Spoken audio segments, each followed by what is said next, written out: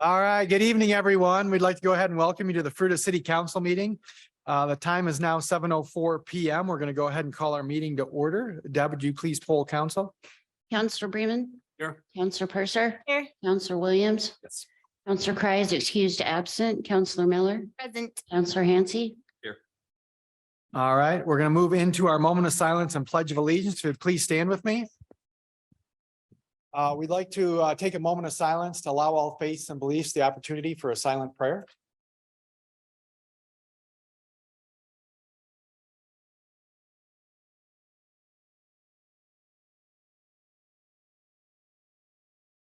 Thank you. If you'd please join me in the pledge. I pledge allegiance to the flag of the United States of America and to the republic for which it stands, one nation, under God, indivisible, with liberty and justice for all. All right, we have an agenda before us. Are there any changes to that agenda? Yes, Mr. Mayor, we do have a couple of things I'd like to note for the record and a change to the agenda. First, I did email you and the city council a public comment, written public comment that was received regarding the 1824 J and 210 Road annexation and zoning. And so I will enter that into the official record.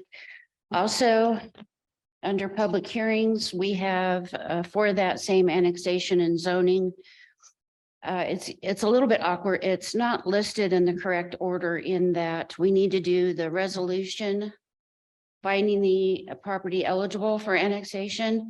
Then we need to do the annexation ordinance that's under legislative. Then we need to do the rezone, and it needs to be done in that order. So what you're saying is we're going to have a quasi judicial hearing item number 1 first, and then the legislative hearing for the ordinance number 2, and then number 3 is going to be the second reading, which is number 2 under quasi judicial, correct? that's correct. Okay. And then the other change is also under quasi judicial hearings. It's not necessarily a change to the agenda, but we wanted to make note of this for anybody in the audience that the developer for the Adeles Acres subdivision preliminary plan let us know that they are not ready for tonight and they need to continue the public hearing. So what'll happen is when we get to the third quasi judicial hearing on the agenda, there will not be a presentation by staff nor a presentation by the developer as normal, but staff will get up and will come up and reiterate that we've received this request in writing from the developer to continue the hearing and make a recommendation to you all to continue it until a date being August 1st. But if there's anybody here, you would, well, either way, you do have to open the hearing. And then we would ask that, and we'll put a motion up there for continuing the hearing till a certain date. But you will want to check to see if there's anybody in the audience that still wants to speak on it, because they still could speak on that. But the hearing would continue until August 1st when we'd have the presentations by staff and the developer, and then also an opportunity to speak on that item. So wanted to let anybody know since it's later in the agenda in case that changes any plans, but just wanted to make sure so it doesn't change. It doesn't change the agenda, but there's a different expectation. So they can speak tonight or August. Correct. There's 2 opportunities. Yeah. All right. So with those changes, do we have a motion to approve the agenda as amended? We move to approve the agenda as amended. Second. Deb, would you please poll council? Councillor Bremen. Yes. Councillor Purser. Yes. Councillor Williams. Yes. Councillor Miller. Yes. Councillor Hansi. Yes. Motion passes 5-0. All right, we're going to move into our proclamations and presentations. We've got 3 proclamations tonight and then 1 presentation. So I've asked James to read our first proclamation proclaiming Saturday, June 17th as Juneteenth Day. Whereas President Abraham Lincoln signed the Emancipation Proclamation on January 1st, 1863, declaring the slaves in the Confederate territory free, paving the way for the passing of the 13th Amendment. which formally abolished slavery in the United States of America. And whereas word about the signing of the Emancipation Proclamation was delayed some 2.5 years to June 19th, 1865, in reaching authorities and African Americans in the South and Southwest United States. And whereas Juneteenth is the oldest known celebration commemorating the abolition of slavery and the emancipation of the African American slaves in the United States and continues to grow within communities throughout the country, including Mesa County.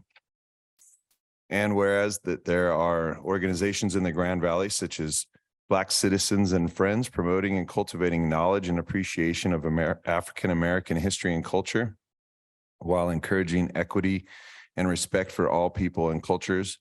And whereas the city of Fruita is an inclusive community that encourages a diversity of cultural opportunities. And whereas Black Citizen and Friends is hosting a Juneteenth celebration on Saturday, June 17th, 2023 at Lincoln Park from 2 to 5 p.m. Therefore, we, the Fruita City Council, declare Saturday, June 17th, 2023 as Juneteenth Day in the city of Fruita, Colorado, acknowledging its significance and encouraging our community to join in the celebration of African American history. All right, thank you, James. So with that, I know Matthew is going to be attending and reading a proclamation with the other mayors and the other towns on June 17th. And so I'm going to have him take this with him because David Combs is organizing that from Black Citizens and Friends and putting that event on. So with that, we're going to move into our next proclamation, which is proclaiming June 2023 as LGBTQ plus Awareness Month. And we've got Matthew to read that one for us. Thank you, Mr. Mayor. Fruita Pride Month Proclamation.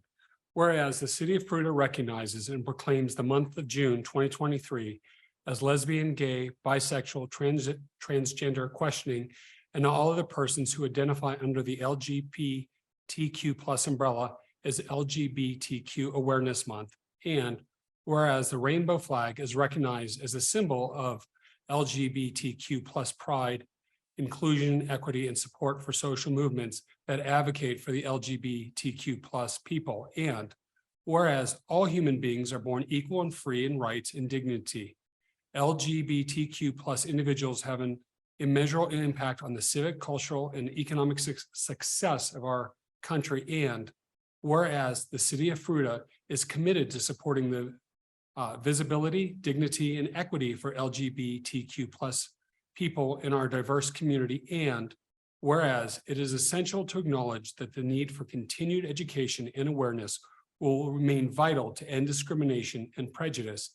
And whereas this nation was founded on the principle that every individual has dignity and worth, in the city of Fruita, Colorado, calls upon the people of this municipality to embrace this principle and work to eliminate prejudice and discrimination everywhere it exists. And whereas celebrating Pride Awareness Month influences awareness and provides support and advocacy for Fruita's LGBTQ plus community, and is an opportunity to take action and engage in dialogue to strengthen alliances, build acceptance in the community, and advance equal rights. Now, therefore, be it resolved that the Fruita City Council hereby proclaims the month of June 2023 as LGBTQ Awareness Month in support of the LGBTQ community. All right, thank you, Matthew. We've got Jared Prochnow here to accept that. Did you want to say a few words? Thank you so much, Mr. Mayor, members of council. This is a really important proclamation. I humbly accept this on behalf of Colorado West Pride, an organization here within the Valley that specifically puts on pride, but also helps in advocacy for members of the LGBTQIA plus group. But I also accept this on behalf of that community that I belong to. It's a really, really important time to make sure that we're all aware of what's happening specifically in our community, and making sure that that visibility is something that makes us aware of the harsh things that are happening and the horrible kind of awful discrimination that we see on a regular basis. And that's just one of many different organizations and groups of people that are not doing well in this country right now. So this proclamation is a super important time for us to be able to recognize that, and also creates a safe place within Fruita, which we really appreciate, because those safe places are kind of few and far between. So thank you. Thank you, Jared. Thank you.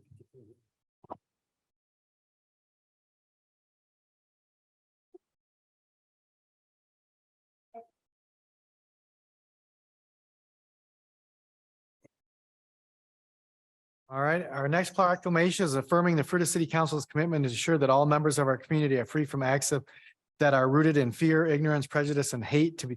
And so we've got Aaron reading that proclamation for us. Whereas Fruita strives to be a community based on mutual respect and understanding, a community that welcomes and values all residents, treating everyone with human dignity and respect. And whereas people of all races, religions, nationalities, genders, sexual orientations, ages, physical abilities, and cultures live and work together within Fruita and bring pride to our community. And whereas racism, intolerance, bigotry, and fear lead to discrimination and discord, which threatens the strength, diversity, health, and safety of our community. And whereas the city of Fruita welcomes all people who recognize the rights of individuals to live their lives with dignity, free of racism, discrimination, intolerance, bigotry, and hostility. Therefore, we, the Fruita City Council, declare that our community is committed to making Fruita a welcoming, inclusive, and safe community for everyone. We condemn racism and those who attempt to fan the flames of bigotry and intolerance. We, on behalf of all Fruita residents, deplore expressions and acts of hostility, intimidation, and harassment, and instead encourage the elimination of racism and prejudice everywhere it exists. We hereby affirm our commitment to ensure that all members of the community are free from acts that are rooted in fear, ignorance, prejudice, and hate, and we urge all citizens to judge one another only by the strength of their qualities and of their character. All right, thank you, Aaron. And we've got Karen Lenhart here to accept this one. Oh, all right, Ann Mackenzie Kimball. All right. Wait, do you both get to talk? Do you both get to talk? All right. Yes. I'll give you 3 minutes each. How's that? On behalf of Fruita for Equality, we really are honored to accept this proclamation. All those people that are here, that can't be here, and it's about our community and how we love it, and just treat everyone with respect. And yeah, I just want to say thank you. And then we have a little. And in the spirit of continuing to have like inclusive conversations, we're continuing to hold our second Wednesday of the month community conversations. Next, we have on June 12th, the second Wednesday. We're also hosting a Juneteenth movie celebration cavalcade on June 17th. So you can go to Juneteenth and then come back to Fruita and have a little movie night about the history of African Americans in the US and kind of Black history here that was created by a local student. So we're excited to be trying to share these things.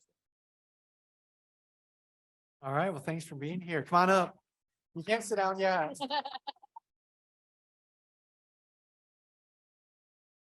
Aaron, thank you. You can shake my hands. Good to see you. Thank you. All right, our next one is we've got a presentation, and it's a presentation of the Government Finance Officers Association Distinguished Budget Award to the City of Fruita. And so we've got our city manager, Mike Bennett, here presenting on this one.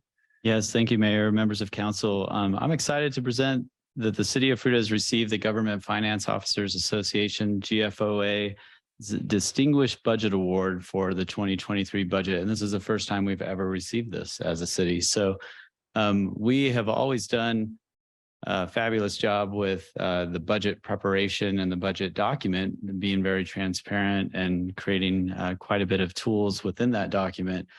But when we did some reorganization and we have grown a little bit over the years where we don't have everybody working, 10 hats. So we might have some multiple hats being worked, but we recently promoted Shannon Boston as assistant city manager. And prior to that, he had taken on the role as budget manager and still has that role within the assistant city manager functions and oversees administration. And one of the goals we had in going into this year of preparing the budget for 2023 was to submit to receive this award. So just to put it in perspective, we were meeting just over about 50% of the requirements for many years. So Shannon did a lot of effort working with the finance team and working with departments to include and add to our budget document,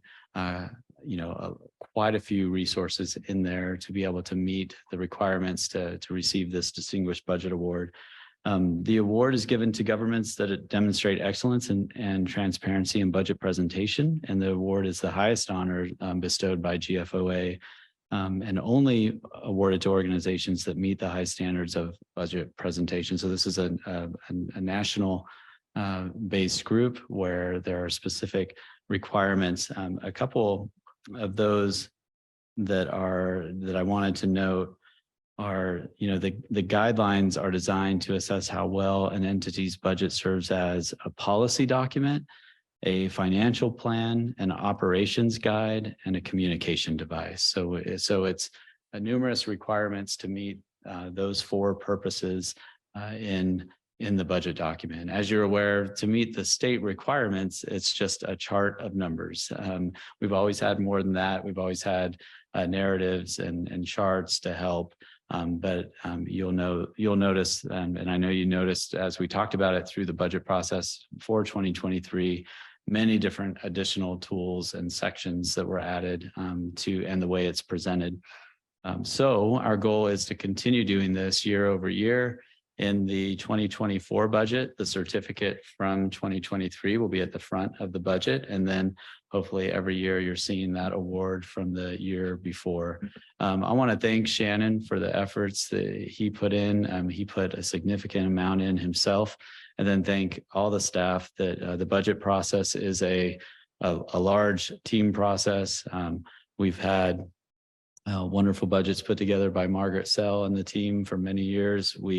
And the department directors play an active role in that budget that we present to council, and we're getting geared up for starting for the 2024 budget. So Shannon's here to receive the award on behalf of the city and has a few words to say. Yeah, well, thank you, Mike, and thank you, Mr. Mayor and City Council, for the opportunity to receive this award on behalf of our City of Fruita Finance Department.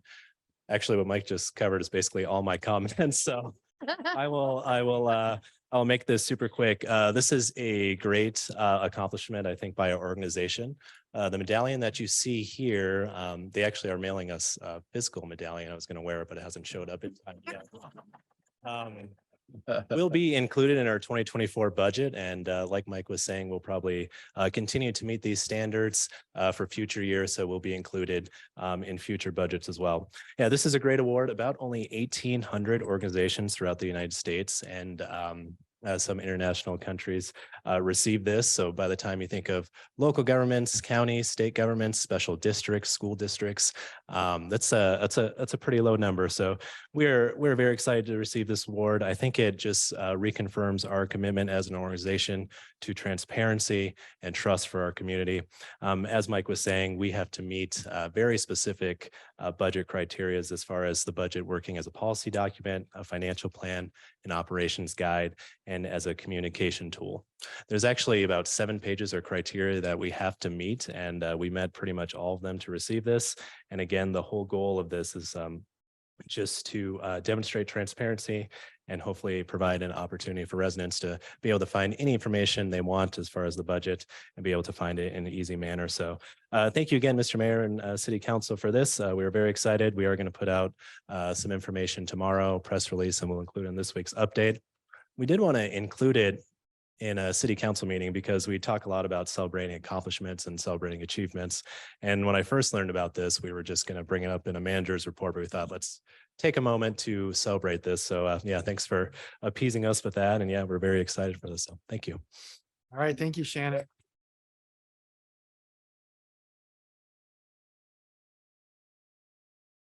All right, with that, we're going to move into our public participation. So this section is set aside for the city council to listen to comments by the public regarding items that do not appear on the agenda. Generally, the city council will not discuss the issue and will not take any official action under this section. So is there anybody in the audience that'd like to speak on something that's not on the agenda? All right, if you'd come up to the microphone, if you'd state your name and address for the record, and then we ask that you limit your comments to 3 minutes. Thank you, everybody. I'm Jillian Bearden. at 590 Fruita Run. I live in Wildcat Ranch with 15 other homes. So I spoke to a police officer about this, and he recommended me to bring this to you all tonight.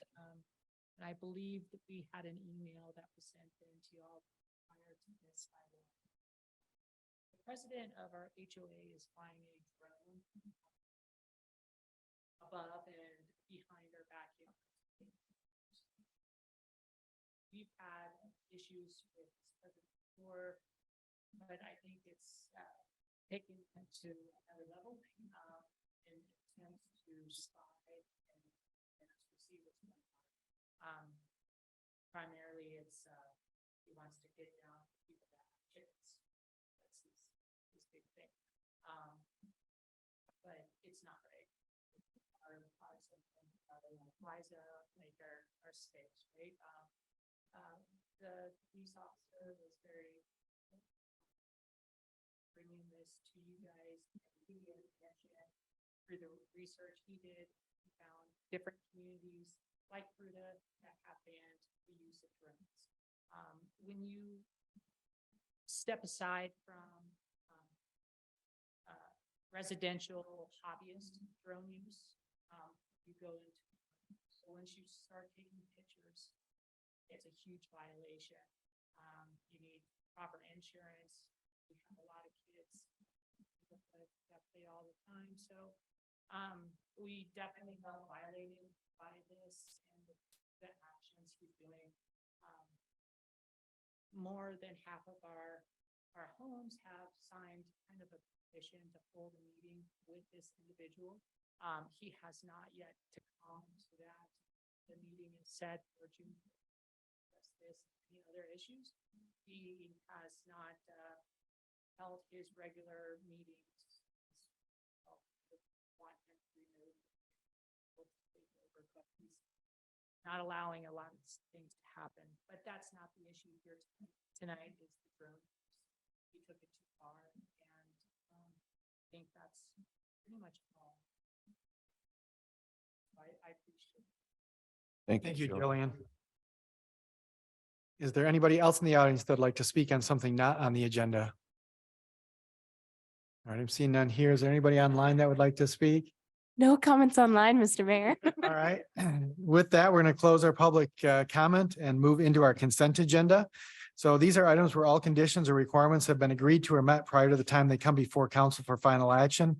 They'll all be approved by a single motion of council. So with that, I'm going to open up the consent agenda to public comment. If there's anybody in the audience that would like to speak on an item on the consent agenda, now is your opportunity. All right, I'm hearing none. Sarah, is there anybody online? No comments online. All right, we'll close public comment and bring it back to council. Does anybody have any questions or comments, or do we have a motion? I have comment. I'd like to amend I believe it's a workshop. I believe it's May 23rd. I'd just like to add a couple comments from the discussion into it. Let me try to see if I can find it. I apologize. It's just the one when we were talking about specific proclamation. It just. See if I can find it out. Are you referring to the minutes, Councillor Hansi, Yes. of May 23rd? I apologize. I should have had this prepped. You can just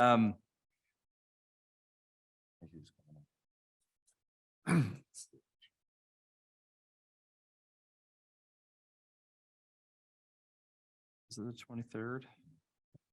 that was the workshop, was on the 23rd.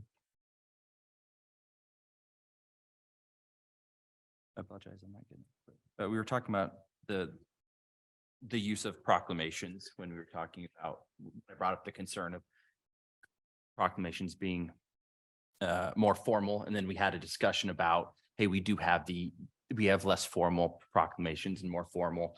And that's just the aspect that I want to add. And I make the comment in there, and then I'd like to add to two comments to speak something on the lines of that. We had a further discussion on how we have utilized proclamations in the formal and informal way. And then that through that discussion, it was the understanding was developed by council, and then we had a sentence that we moved forward to take that proclamation. Do you see that? Yep. On page 4 58. of the May 23rd minutes, there's one paragraph that discuss, it says also because Mayor Kincaid was not feeling well, I needed someone to cover. Is this the right one? Reading, I think that's a different meeting. I don't think it's May 23rd, Aaron. It was a workshop. It was a workshop. We were talking about the wording in the bottom of Karen. It was on April 25th. Yeah, Your other, Was it April 25th? Let me see. you tell me, was it? it was April just that 25th? distinction I think between it was April. being It's not. serious and being funny.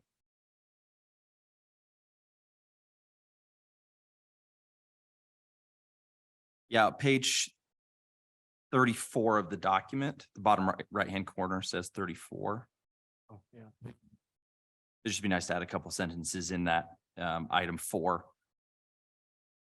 I'm fine with what's there, but interject in between 2, just saying that it was discussed that we have formal and informal proclamations that we've done in the past and the value of those, and that we then had the consensus, as it says here, to approve. I'd just like to add that. Okay. Is that clear enough direction? Yes. Thank you. All right. Any other questions or comments on the consent agenda? All right, hearing none, do we have a motion with the amended item? I move to approve the consent agenda as amended. Second. All right, we've got a first and a second. Any other questions or comments? All right, hearing none, Deb, would you please poll council? Counselor Purser, Counselor Williams, Yes. Counselor Miller, Yes. Counselor Hansi, Yes. Counselor Bremen, Yes. motion passes 5-0.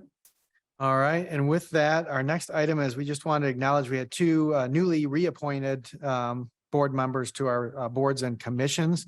So we had Tom McNamara on our livability, just so everybody knows, and Shauna Carroll is on our Parks and Recreation. And I don't see either one of those here tonight, but we just wanted to publicly recognize them as wanting to serve in our community. All right, with that, then we're going to move into our quasi judicial hearings. And so our first item is resolution 2023-15, a resolution of the Fruita City Council finding approximately 6.6 acres of property located at 1824 Jane 210th Road eligible to be annexed into the city of Fruita. And so we've got our city planner, Henry Hemphill, here to present on this one. Thank you, Mr. Mayor, members of council. This presentation for the resolution to determine the eligibility is fairly quick and straightforward. This resolution is established by legal notice through state statute. You guys adopted a resolution on April 18th, setting a hearing date for tonight, and that initiated a 4 consecutive week legal notice in the newspaper. All of which is required by state statute, not our land use code. So to set this date really is for the council to determine whether or not this subject property is eligible to be annexed. And in accordance with the state statutes cited there as CRS, it does have the 1/6 contiguity requirement and is within our urban growth boundary. And so staff recommends that the council adopt resolution 2023-15, finding the property eligible to be annexed into the city of Fruita. And that's my. All right, and we have our applicant here.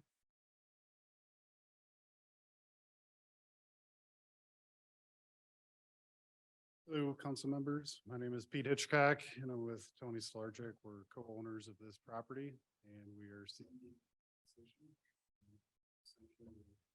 rezone to community residential. Pretty simple. That's we have. All right, well, thank you, Pete. We're going to open it up to public comment. So if there's anybody in the audience that would like to speak on this item, now is your opportunity. All right, I'm seeing none here. Is anybody online that would like to speak? No comments online, Mr. Mayor. All right, we're going to close public comment on this item and bring it back to council. Does anybody have any questions or comments on this item? None. All right, hearing none, do we have a motion? I move to approve resolution 2023-15, a resolution of the Fruita City Council finding approximately 6.6 acres of property located at 1824 J and 2/10 Road eligible to be annexed into the city of Fruita. All right, we've got a first and a second. Any other questions or comments? All right, hearing none. Deb, would you please poll council? Counselor Williams, Yes. Counselor Miller, Yes. Counselor Hansi, Yes. Counselor Bremen, Yes. Counselor Purser. Yes. Motion passes 5-0. All right, as with our change for the agenda, we're going to move into a legislative hearing, which is ordinance 2023-04, which is the second reading. And we've got our city planner, Henry Hempel, here to present on this one.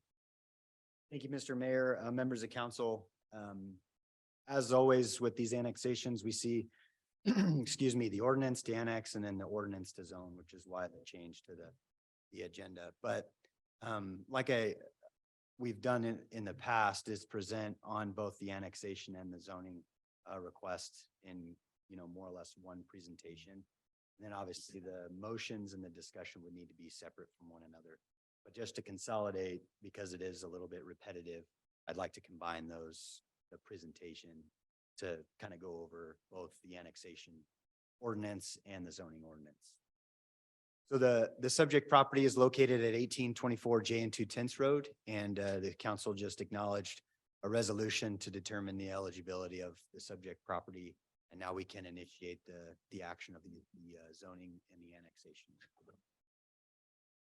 All legal notice was accomplished in accordance with local and state law with regards to this meeting tonight. We send out postcards, we put a sign on the subject property, and then we put a notice in the local newspaper. All that was done well within the 15-day requirement of the planning commission meeting, and noticed the public of tonight's meeting as well. Here's on the right side, you see the buffer zone with our postcards. Properties that are highlighted in kind of that blue color received a legal notice postcard. And then the picture on the left shows the two legal notice postings on the property in front of the house that's on the subject property, one being the annexation legal notice, one being the zoning application notice.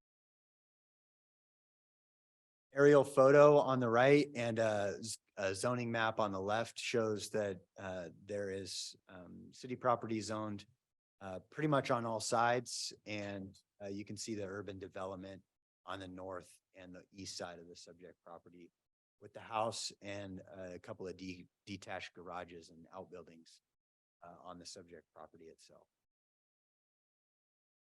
This is a clip of our future land use map contained in our comprehensive plan. Zoomed in there shows the solid black line as our current city boundaries. Inside of that is the subject property tonight.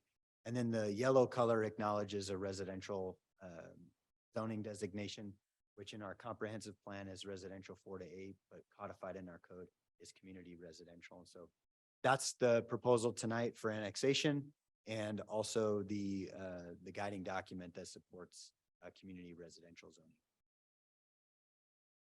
Review criteria for an annexation. There's 9 criteria to consider. In a nutshell, those bullet points kind of summarize everything. It must meet the requirements of state statute for a 1/6 contiguity. We've acknowledged that. Must be within the urban growth boundary. We have observed that. It can be served with police and other municipal services. Currently, there's a sewer line running in J and 2/10 Road, and there are urban facilities. The police do respond to this property if there is a response needed. Same thing with Lower Valley Fire and those other services that the city supports. And then the area meets or can meet the existing infrastructure standards set forth.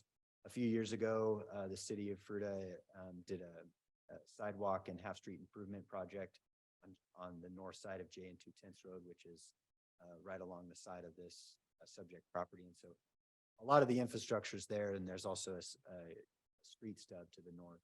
So it's been planned for to be in the city and developed at some point. Now we're acknowledging a request. And so staff does feel like it meets all 9 criteria to consider and definitely meets the purposes and intent of the comprehensive plan. Review comments and public comments. No reviewer expressed any concerns with this annexation. And as was mentioned before by our deputy city clerk prior to the kind of the start of this meeting and on record, there were written comments received by staff this morning or maybe today. And those were shared with the city council. I brought some paper copies in case there was anybody interested in what those had to say or remind them, but it is really a concern about kind of the future development of that subject property, to be conscientious of the neighborhoods around it. So that was received and that was entered into the record, and just for the edification of those who presented those comments there. And so the staff recommendation, that's on page 190 of the council packet. I'm not going to read that word for word, but I will continue into the next application ordinance, which is to zone subject property.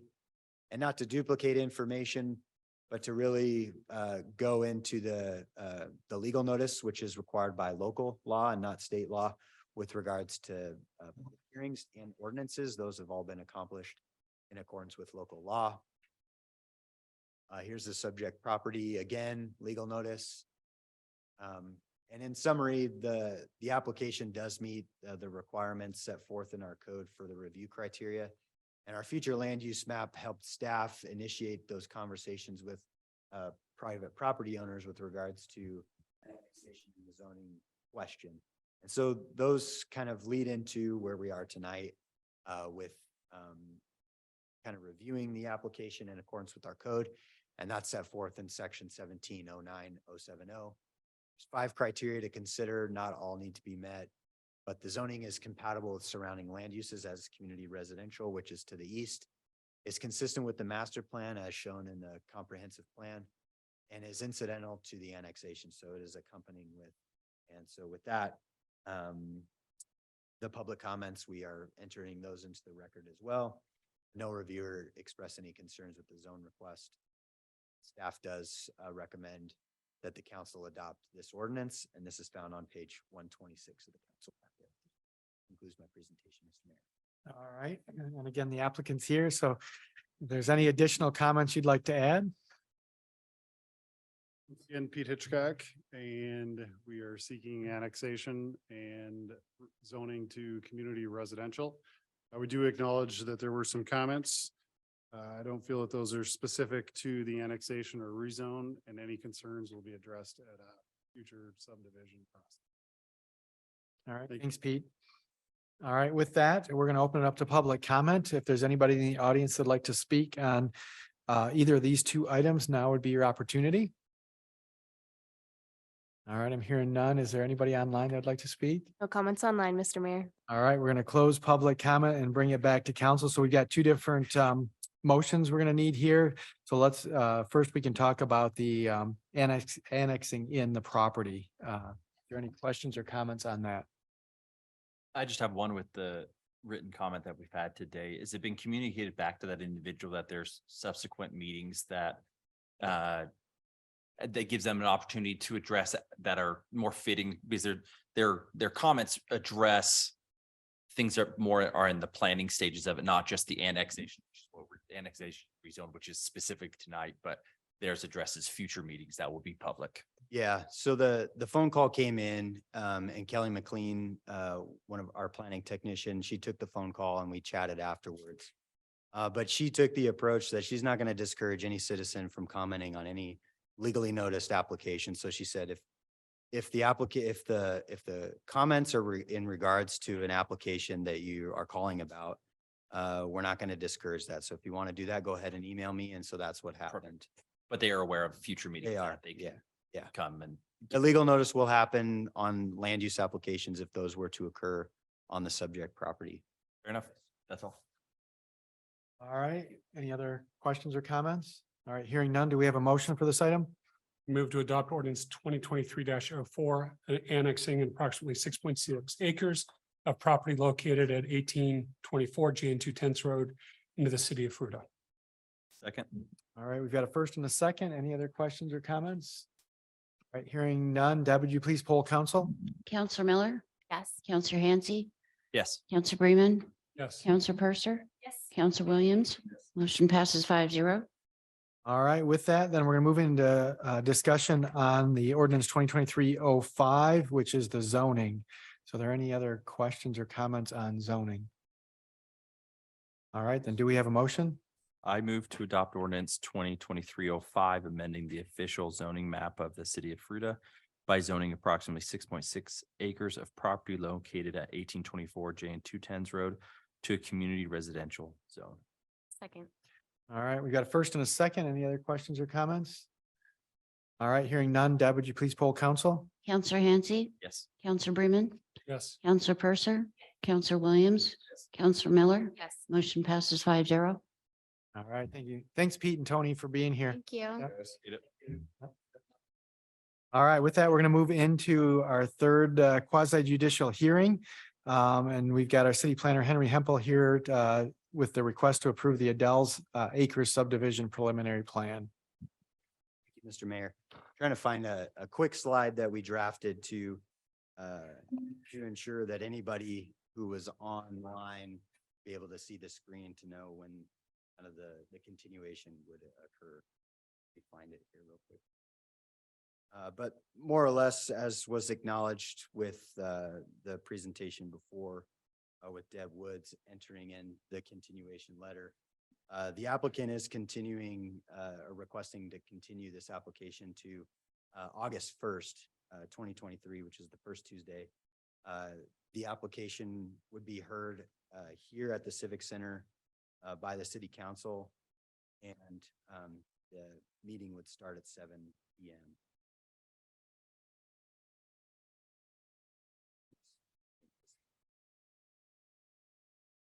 Nonetheless, there does need to be a motion made by the council to acknowledge the continuation.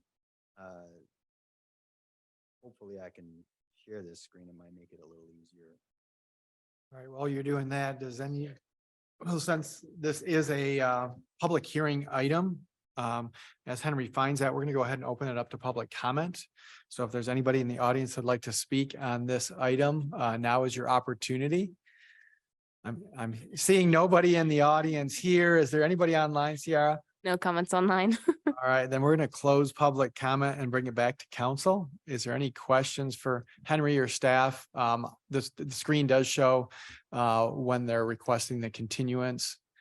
Do we need to make a motion for that? We do need to make a motion to continue, just right there. Just read the bottom. Okay, I see. I move to continue the Adeles Acre preliminary plan to the August 1st city council meeting. Second. All right, we got a first and a second. Any other questions or comments? All right, hearing none. Deb, would you please poll council? Counselor Bremen, Yes. Counselor Purser, Yes. Counselor Williams, Yes. Counselor Miller, Yes. Mm-hmm. Counselor Yes. Hansi. Yes. Motion passes 5-0. All right, thanks, Henry. All right, with that, we're going to move into our administrative agenda. And so we've got one item on there, ordinance 2023-06, a first reading, and ordinance amending certain sections of chapter 17.47 of the Fruita Land Use Code concerning impact fees. And so we've got our Planning and Development Director, Dan Karras, here to present on this. Yeah, and Mayor, we're actually gonna have three of us present on this. There's a few pieces.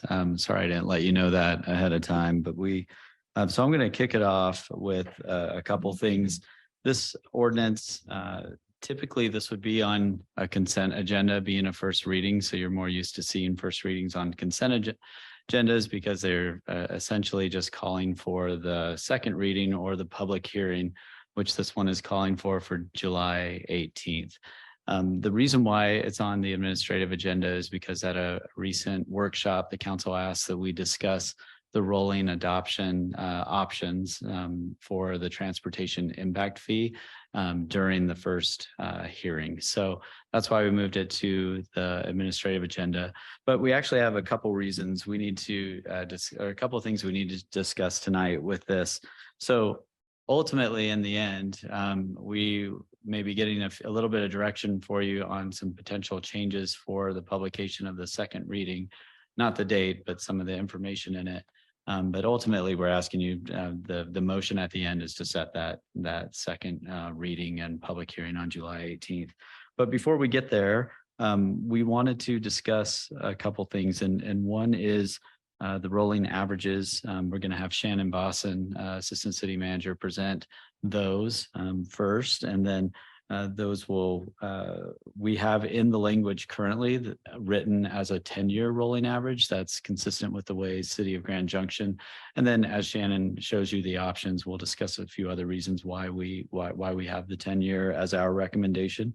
But of course, you all have the opportunity to change that before we get to that second reading, or even during the second reading. But then the second thing is we have a few changes. Well, actually, why don't we do that? We'll have Shannon go over those, and then I'll give an intro what Dan's going over, if that helps. So Shannon.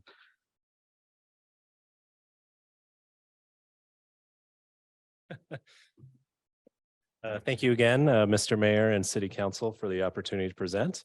Yeah, as Mike was explaining at a recent City Council meeting when we were talking about changes to the transportation impact fee, the City Council requested that we bring a few options for rolling averages and what those would look like based upon the CDOT Construction Cost Index. So staff has prepared 4 options, and with the including the 1-year option that we currently use for us to think about and consider tonight.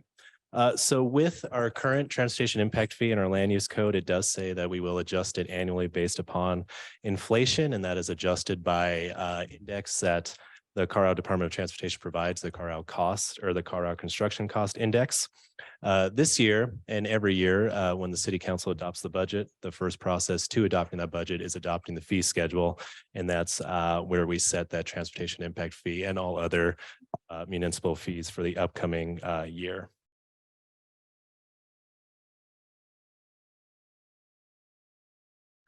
So we had a pretty big increase in our transportation impact fee this past year.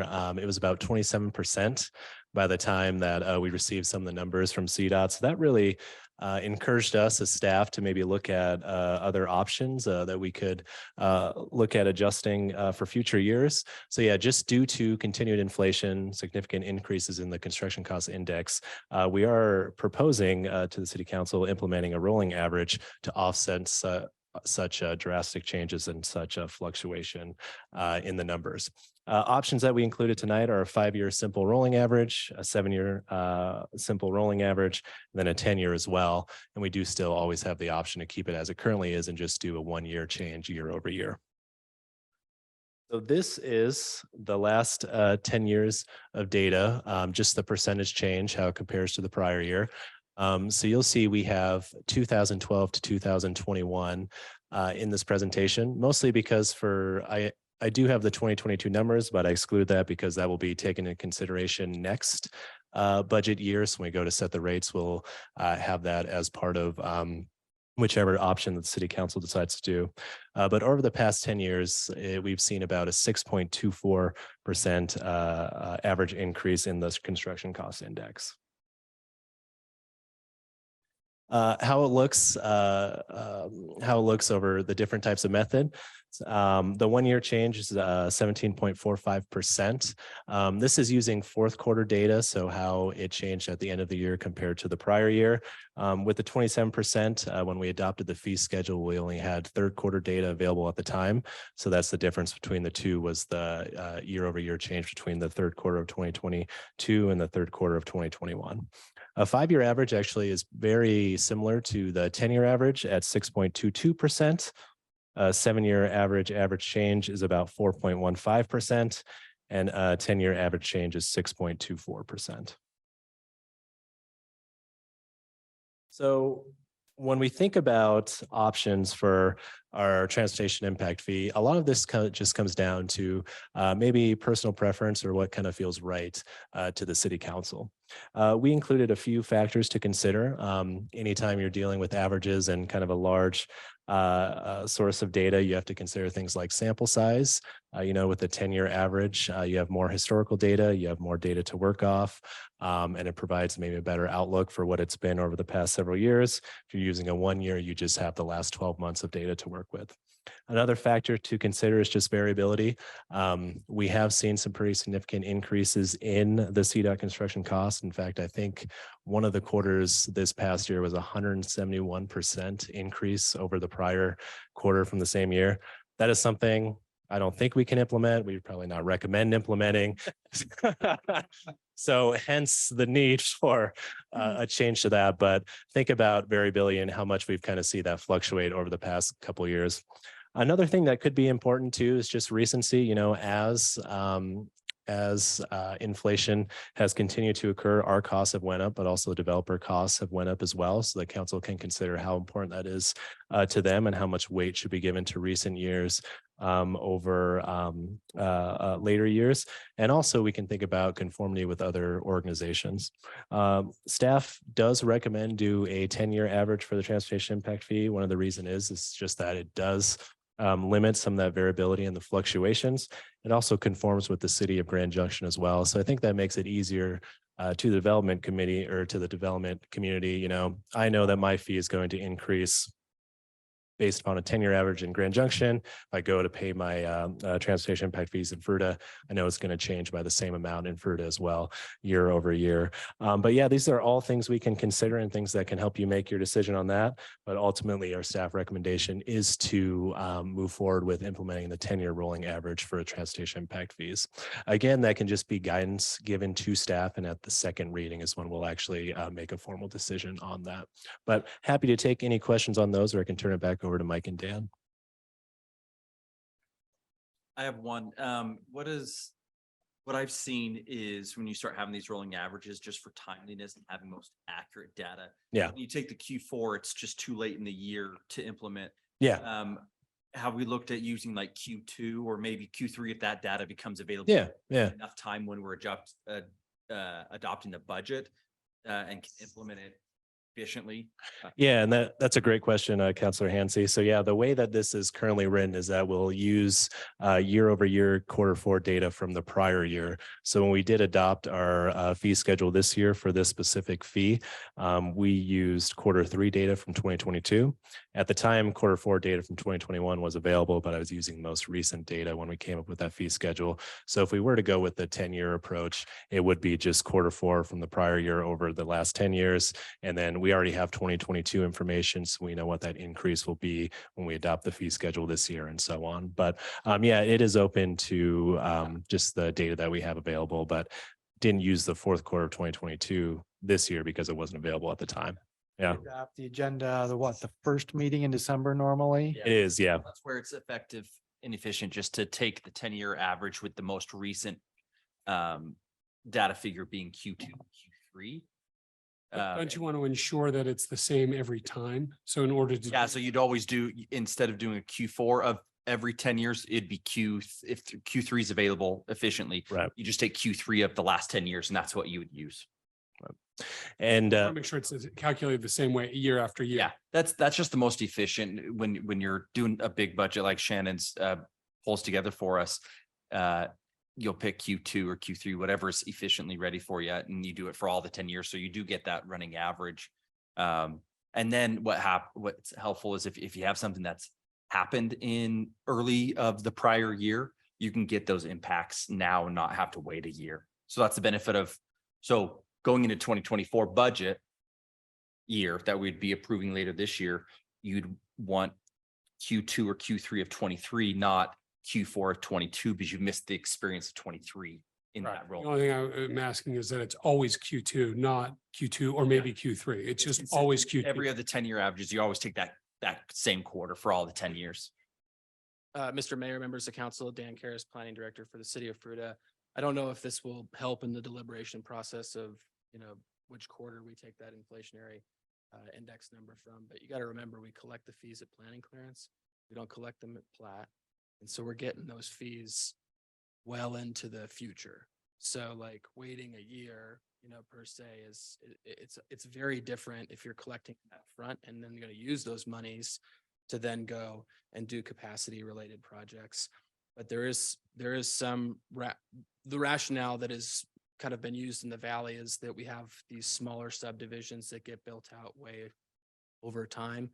So we want to collect those planning clearance fees as the inflationary indices go up over time. It would make all the sense in the world if we wanted like the latest and greatest data, if we collected at plat, but we don't really collect at plat. We collect at planning clearance, so we could have 10 out of 100 homes built in a year. That might still, we might still just want the latest and greatest data, and that is what it is, but I think that's a little piece of nuance associated with when the money's actually come in. So is that set at that time though, Dan? Is it set, so say if it is 3 or 4 years down the road and they do it, can we have it be decided at that time frame, or is it from the original time frame? It's at whatever the fees are at the time that they pull the planning That they clearance. pull it? Okay. And the other reason for the year over year is that they do get changed in January Every year. every year. So that's the other component that's consistent with all the rest of the impact fees as well. I guess I appreciate that clarification, and that your argument, I think, is very just and argues to just keep it simple of Q4 of each year, especially if that's what Junction's doing, because if we're trying to be consistent with them, if that's what they're doing, right, go with that. And I will say too, I pulled this up. I do apologize if this is hard to read. When I do add, Read it, so- oh, thank you. Yeah, when you do look at 2022, although there was a 20.3% increase, the total 10-year average increase is still 6.72%.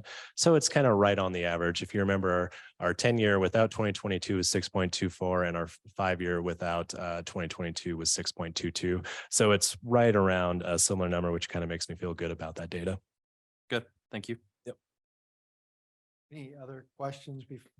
I'm just assuming Mesa County doesn't have 10-year average in Palisade. Do they have? I've just heard you say we're consistent with Grand Junction. I was just curious if the other two have any sort of mechanisms. I do believe that, I think that a few different answers to that question. So the city of Grand Junction and Fruita were the only ones that implemented the Duncan study that was done in 2018, albeit in kind of completely different variations of one another. The county did not adopt the 2018 Duncan study. And if I recall correctly, Palisade only adopted the residential suggested fee at that point in time. And I don't believe they have any. I don't think they. Indices associated with them, with the exception of maybe Mesa County, but I can certainly get that to Mike and he can distribute that to the council. Thank you. Shannon, will you pull that up again? Just for a second? The PowerPoint or the Excel? Yeah. Yeah. Whatever that last screen you just had with the Excel file, sorry. Yep. So over the last 5, it was 6.22 without 2022. Negative 4.7. Oh, that -4. Yeah. Well, I'm just saying, because if you look at the last 5, there's some pretty big jumps in there. So and if you take out 2018, I don't think that we'd be at a 6.2. We'd be. So I'm kind of wondering, is this, no, I get that, but I'm wondering, is this kind of showing that maybe the trajectory is changing a little bit? I mean, the last few years have been significant. So yeah, that can definitely kind of increase what we're seeing, especially if we use a shorter average. So these last 5, including 2018 and 2022, is about a 10%. So still kind of within line, not some of those huge jumps like the 27 or even 100% plus. So yeah, when you're thinking, if you want to kind of smooth it out, you can use the historical data and that will kind of offset some of those big fluctuations. I'm just worried that those big fluctuations aren't as much of a fluctuation as right. And that moving forward, we might be shooting ourselves in the foot by going far back. But it will average out over time, but it will make it easier. If it stays at the 10-year, but like if it was just if it was even the last 4 years, that would be a different percentage. Right, but if you look at historical data, there's 20 negative. I mean, if you look at the historical data, there's seems to be somewhat ups and downs of, 2014 was 20%. But if you take that 2014 out of there, look at all those. So those are all really low. And then all of a sudden we're jumping. So anyway, I'm Right, just yeah. trying to kind of think, ahead that maybe that's a new trajectory that we're on with higher numbers. Yeah, yeah, and that's a great point. And we did, Hopefully not. Yeah, hopefully not. Having the But 10-year average softens all the more current changes if it's high or low. So is that good or bad for us though?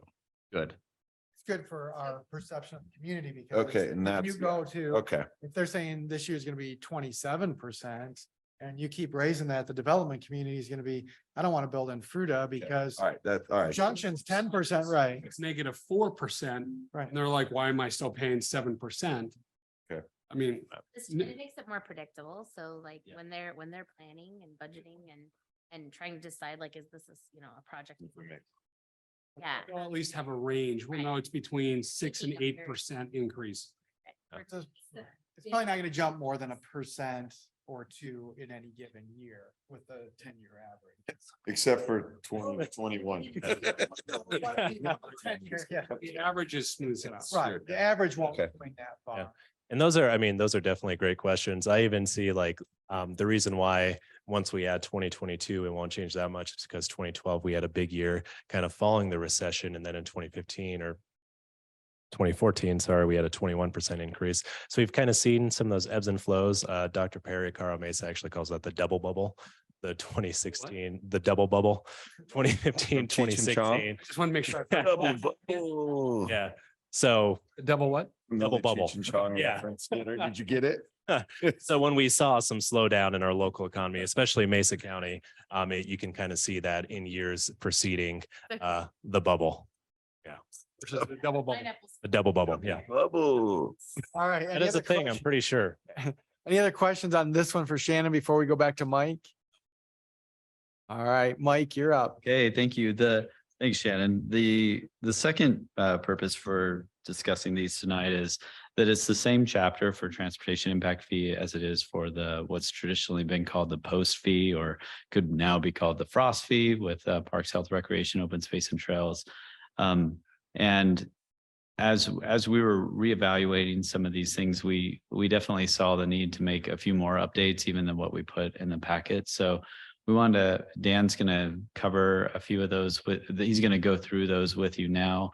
So that with the red lines, before he does that, I just want to mention one other piece, and that is that in this code language, you don't see the phasing that we've discussed of when these take effect, because that'll be a resolution that is so the phasing will be in a resolution that we have on July 18th. And just as a reminder, what we've been planning through some of our past discussions is that for the parks impact fee, we were going to multifamily.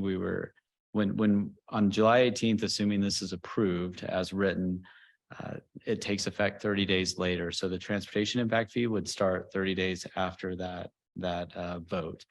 Then in January, it'll be updated again based on the rolling average, right? But the way we calculate it will change from the way it's calculated this current year, 30 days later.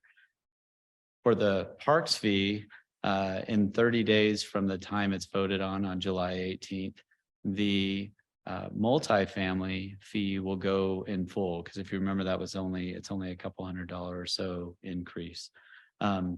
Half of the full increase will go into effect 30 days later. And then in January, the rest of the half of the increase. So it's going up for single family about just over $1,300 per house. And we had talked about a phasing. So you're not seeing that in the language for this first and second reading, but there'll be a resolution on July 18th with those. So I just wanted to point that out because while it's not tied to the code change, it's tied to the full discussion that we've been having, but that's in there. So I'm going to have Dan Karras come up and walk through some of the red lines of then and these are red lines to what is in your packet now that we want to make before the second reading on July 18th. Thanks, Mike, Mr. Mayor, members of council. Again, this is obviously just traditionally how we set up an ordinance process that amends the land use code. It goes section by section pertaining to this specific chapter and section within the land use code. So right now we've got essentially the first one, which is, these are the recitals of incorporation, section 2 being the amendments to Title 1747-020, which is 17 essentially is the land use code. These are just some grammatical errors. One that City Attorney Mary Elizabeth caught, which was, that we essentially said that, prior to January 1st, 1980, we will subject impact fees to That's a little confusing. set forth in this chapter. And so a lot of times when we generate a code amendment, we do like some cleanup as well and some grammatical related errors that might have been in there at the time that it was codified previously. Here, Mike illustrated this, that instead of having the delineation between the types of units of single family and duplexes and multifamily, we're essentially just calling out the sections that pertain to the basic definitions, which is the definition section of the land use code. And then this is again just some cleanup of it was kind of back and forth as part of the internal process with regards to the amendments to this chapter. One that is fairly significant, and this made its way in there by error, but it was essentially that in order to have impact fees waived or suspended, that it was suggested to be in there as an affirmative vote by all members of council. What's presently codified is that 3/4 of the council would have to vote affirming that impact fees could be waived or suspended. And so, and then we're going to change it again to say that city council just at its discretion, so a majority vote could waive, suspend, or defer fees just for simplicity's sake. So essentially it would have to go through the council process, but it would just be how we take, traditional votes on any other matter. And then a little further, just since you'll see the strike throughs, we'll put these both in the packet for the second reading, both the clean version and the redlined version. We relocated the exemption for the Parks, Health, Recreation, Open Space, and Trails fee from this section, which is the 1747-090 to where the payments in lieu section is, just since it's a little bit cleaner and that's where it would make the most sense. We took out some of the language that was baked into the fee study that Tischler Bice put together for us. And as Mike explained earlier, which I think is probably one of the more cogent elements associated with parks fees, is that it shows the full fee. And it doesn't have a phasing schedule in there. However, we obviously update the fee schedule by resolution annually, since most of the impact fees have some sort of indice associated with them. So we made sure to illustrate in here, and it's very similar to the last Parks Open Space and Trails code section, that these fees illustrate what is the maximum supportable fee when taking into account parkland and improvements. Why that's important is that those are the two fee components that we derived at those numbers. So essentially, we're planning on collecting that fee to add capacity in those two related areas. Whereas previous fee studies have, might need a little help here, but they've included open space and trails and Mountain properties. and all these other things. So that's important to clue in on there. Can I interrupt for a second on that? So those numbers are going to change annually, correct? So are we going to have to change this section annually? No. Oh, I guess how do we handle that? That'd be my question, because you're putting hard numbers into. Yeah. So you'll see this both with the Tischler Bice study and with the Duncan study. So in section C here, you'll see that that the base rate, those numbers that you saw, the 13, 19, and 294, which are the increases, and then the maximum supportable fee, which is essentially the staff's recommendation. We're gonna get there sooner with the multifamily, and we'll get there January 1 with single family, are going to be annually adjusted using the engineering news record inflationary index. I can't remember what the percentage is off the top of my head, but they're very similar to the ones that Shannon produced for you earlier, except for there's no rolling average. They're just year over year. And those are, I believe, somewhere in between 5.5% and 6.5% numbers, so very similar to the CDOT construction index with the.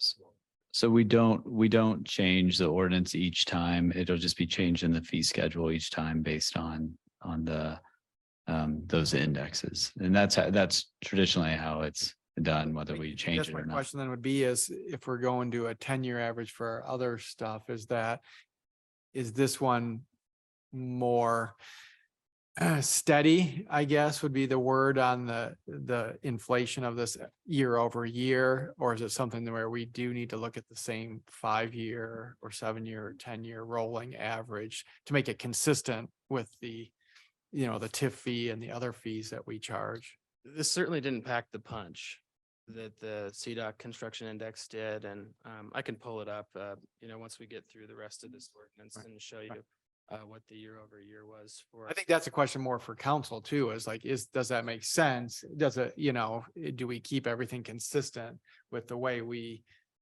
do our fee structures? So consistent would be dramatically changing the majority of our fee schedule. Transportation impact fee is the only thing that's not being consistent. So we are not recommending dramatically changing the entire fee schedule because we're only seeing the issue currently with the transportation impact fee. And that's what we're seeing other entities do as well. So I don't mean this in because of the way Grand Junction's doing it, but they have more impact fees than we have, but they're only doing the rolling average on the transportation impact fee that's tied to that CDOT construction index. I think it's a great question because we've asked ourselves the same and kind of looked through it. But as Dan said, not packing the punch, we're not seeing those drastic changes. Those are pretty consistent. I mean, if we did, we could definitely go through a process like this, but that would entail we would need to do a pretty good review on a number of fees, and we're just not seeing those impacts the same. So This is, you said the ENR index fee? Yeah. Is the ENR index fee already amortized or averaged? good question. We could look at that. We could. It may already be averaged. It may already be because but we're it's consistent. yeah. with the others. Recall So we don't want to average an average Right. Yeah, right. Exactly. Might be even. because then you get a double bubble. Yeah. And nobody wants that. So I think that, of course, do we want to do a rolling average with all fees? That's a great question. I think the other thing is what are the fees going towards? The CDOT construction index is specifically going towards roadway work.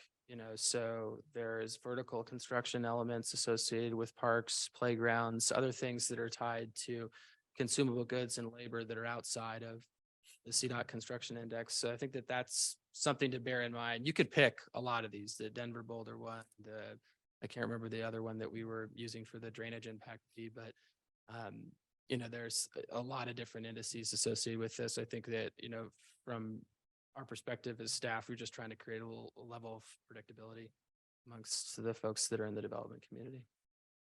And just real quick before you scroll from that part, I noticed that we're taking out the definitions of the single family and the multi-family. Is that because it looked like you had a little note there? It said that's addressed somewhere else. Is that why those are going away? Yeah. Is it just redundant? Yeah. Okay. So they call out or delineate between single family and multifamily in both studies. And so do we in the. So we don't need to go over it again on that part. We decided to just bake it in right here, council member. Oh, okay. These rather than specifically in school land dedication and in. Sure. Thanks. And then again, as the mayor was inquiring about it earlier, we have the base rate of 67.63.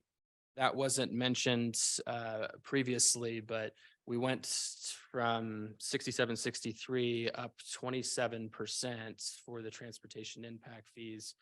And because we're going to, if approved, pursue the 10-year rolling average, we'll go back to the base rate of 67.63 and include that in the 10 years, both going backwards and going forwards, as I understand it. And so, again, going back to the base rate rather than using what we have presently and then increasing with the 10-year rolling average, both in 30 days after July 18th and if approved, and then also January 1. So it'll contemplate just that base rate. And one other housekeeping issue is we did have the phasing schedule in there previously when we adopted this section of the code, and we're just removing that in full since we've already phased in the transportation impact fees. So, and that is the sum total of the modification. Thank you, Dan. So just moving forward, we'll, on June 20th, related to this, but not part of these public hearings, Margaret Sell will do a recap of the Tischler-Bice Parks fee study with a resolution proposed to adopt the studies. Because if you remember, we had the presentations by Tischler-Bice. We went through all the questioning we did, but we've never formally adopted the study. So we're putting that on the June 20th council meeting, and then our next meeting after that is the July 18th city council meeting, where there'll be the public hearing based on, there will be public hearings on multiple code updates. So that those are the other land use code updates we've discussed in previous workshops, plus the impact fee chapter that we're talking about tonight, and then also that night a resolution to define the phasing of those fees. So that's kind of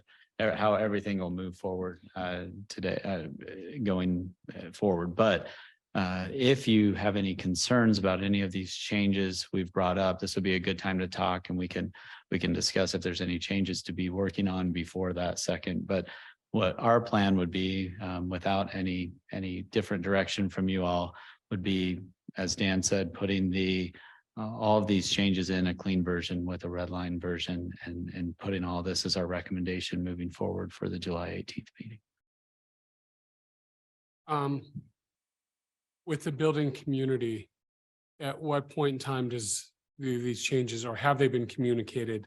Yes. Community, and what feedback have we received? Yeah, so we've emailed all these changes out. There were 2 emails where the post fees came from Mark Mancuso to the Western Colorado Contractors Association, and also the Home Builders Association, and also AMGD, the area Associated Members for Growth and Development.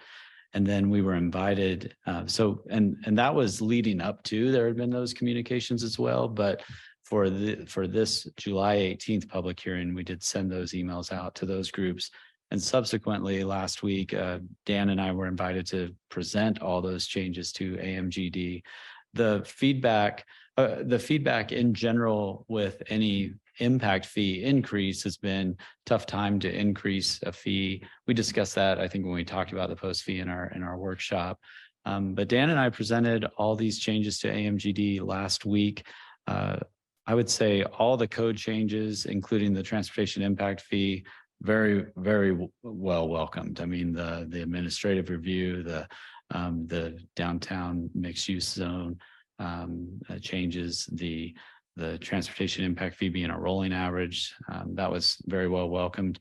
We did not get a lot of feedback actually at AMGD with the post fee, I think, because of the communication leading up. I mean, I think they would always ask if possible, as low as you can, or no increase. But during the feedback early on, they also understood the fact, similar to what we dealt with the transportation impact fee, that's been so many years since we updated it, that at least getting it on some predictable moving forward. We know fees go up, costs go up. but is welcomed. Of course, I mean, if they were here, they probably, and there may be some that show up on July 18th saying, you know, if you don't have to increase it, don't. But we did not get any pushback at AMGD last week.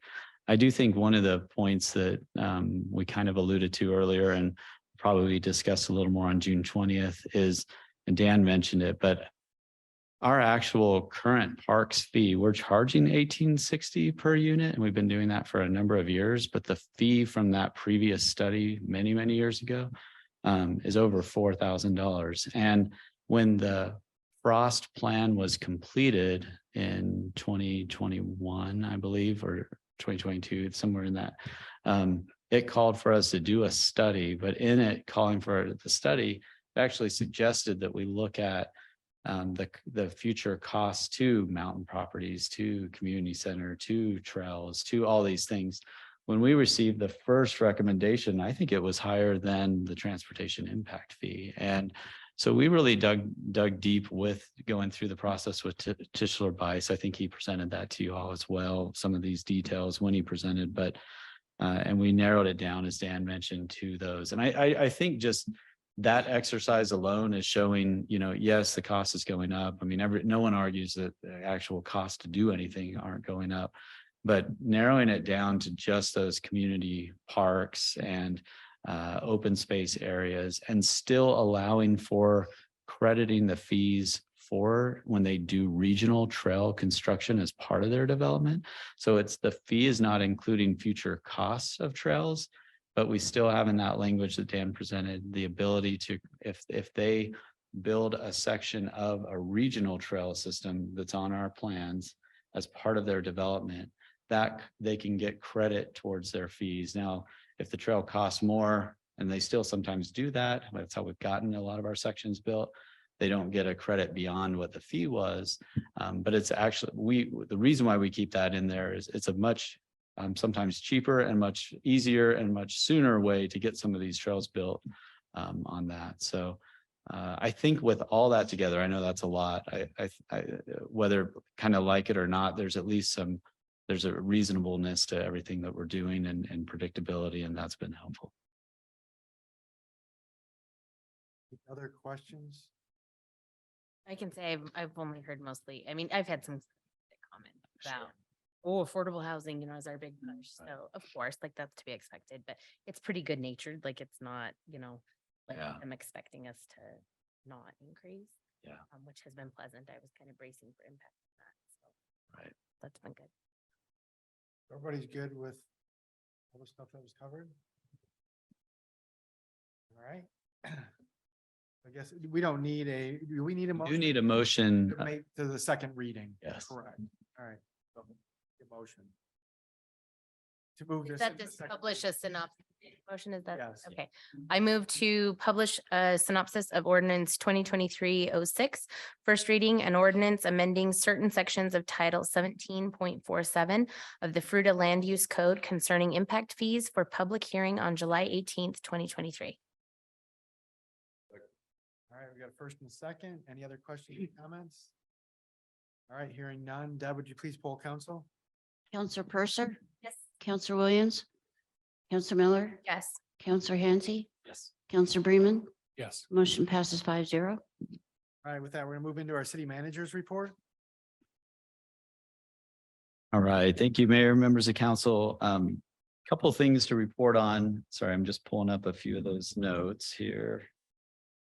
The first is we've sent out a lot of information about Reservoir 2. I don't want to spend too much time on it, but that's the reservoir in the mountain property that we have a no-fill order. We've had that no-fill order for a number of years now because the dam had been sloughing, you know, over 6 feet, and it's a small pipe. So as we expected, with all of the moisture we received over the winter, it's full, and we have received orders to.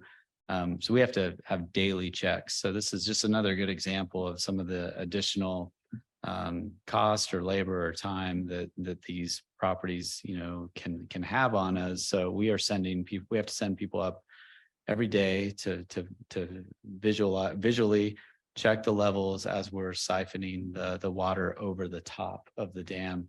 I will say that our communication, the staff's communication with the dam safety engineer and their group has been great. They're communicating back to us. We're meeting everything that they're asking us to do. It just takes a lot to send people, over an hour away every day to do those things. So we're trying to shuffle people around and do our best to limit the impact to the services in town. At a certain point in time, when we reach a certain level, it can go to every 3 days, and then it can get less. So we'll keep you updated in those weekly updates. We did send out a news release about it since we've been having more of this community dialogue about mountain properties. So as we receive new updates, we're adding it to our website, adding it to and sending out news releases of because also in that it's not just to say we have to do all this, but it's to say we need to avoid recreating on that lake just because it has more water than it typically has because because of that no-fill order. So we've sent that. I think we sent that out this morning, and just wanted to give you a quick update in case you had any questions on that. But we'll keep providing updates on that to you. Mike, Yes. who is doing those visual checks? Like, who are we pulling? So that's coming from Public Works, mainly our street crews, sometimes collection crews. So one of the two, which were. We've had some tight staffing there because of it's been difficult to hire seasonals in those areas late in the last few years, and with some vacancies that we're hiring for. So, it's just one of those that we're working through it. They're doing a great job of trying to cover everything, but very difficult depending on how long that goes. We've had to do this once before so it's not the first time, but that we've had to siphon over. I think if it was a few years back where we had a pretty good winter, and can't remember which year that was, that we were sending people up to do the same, but 2019. Yeah, that sounds right. So, and then just two quick updates. The state of the city video viewing is tomorrow night. It's a 6-minute video, 8 minutes, 8-minute video. And it's fun. It's creative. We're going to do that at 5:30 tomorrow night at Rocky Mountain PBS.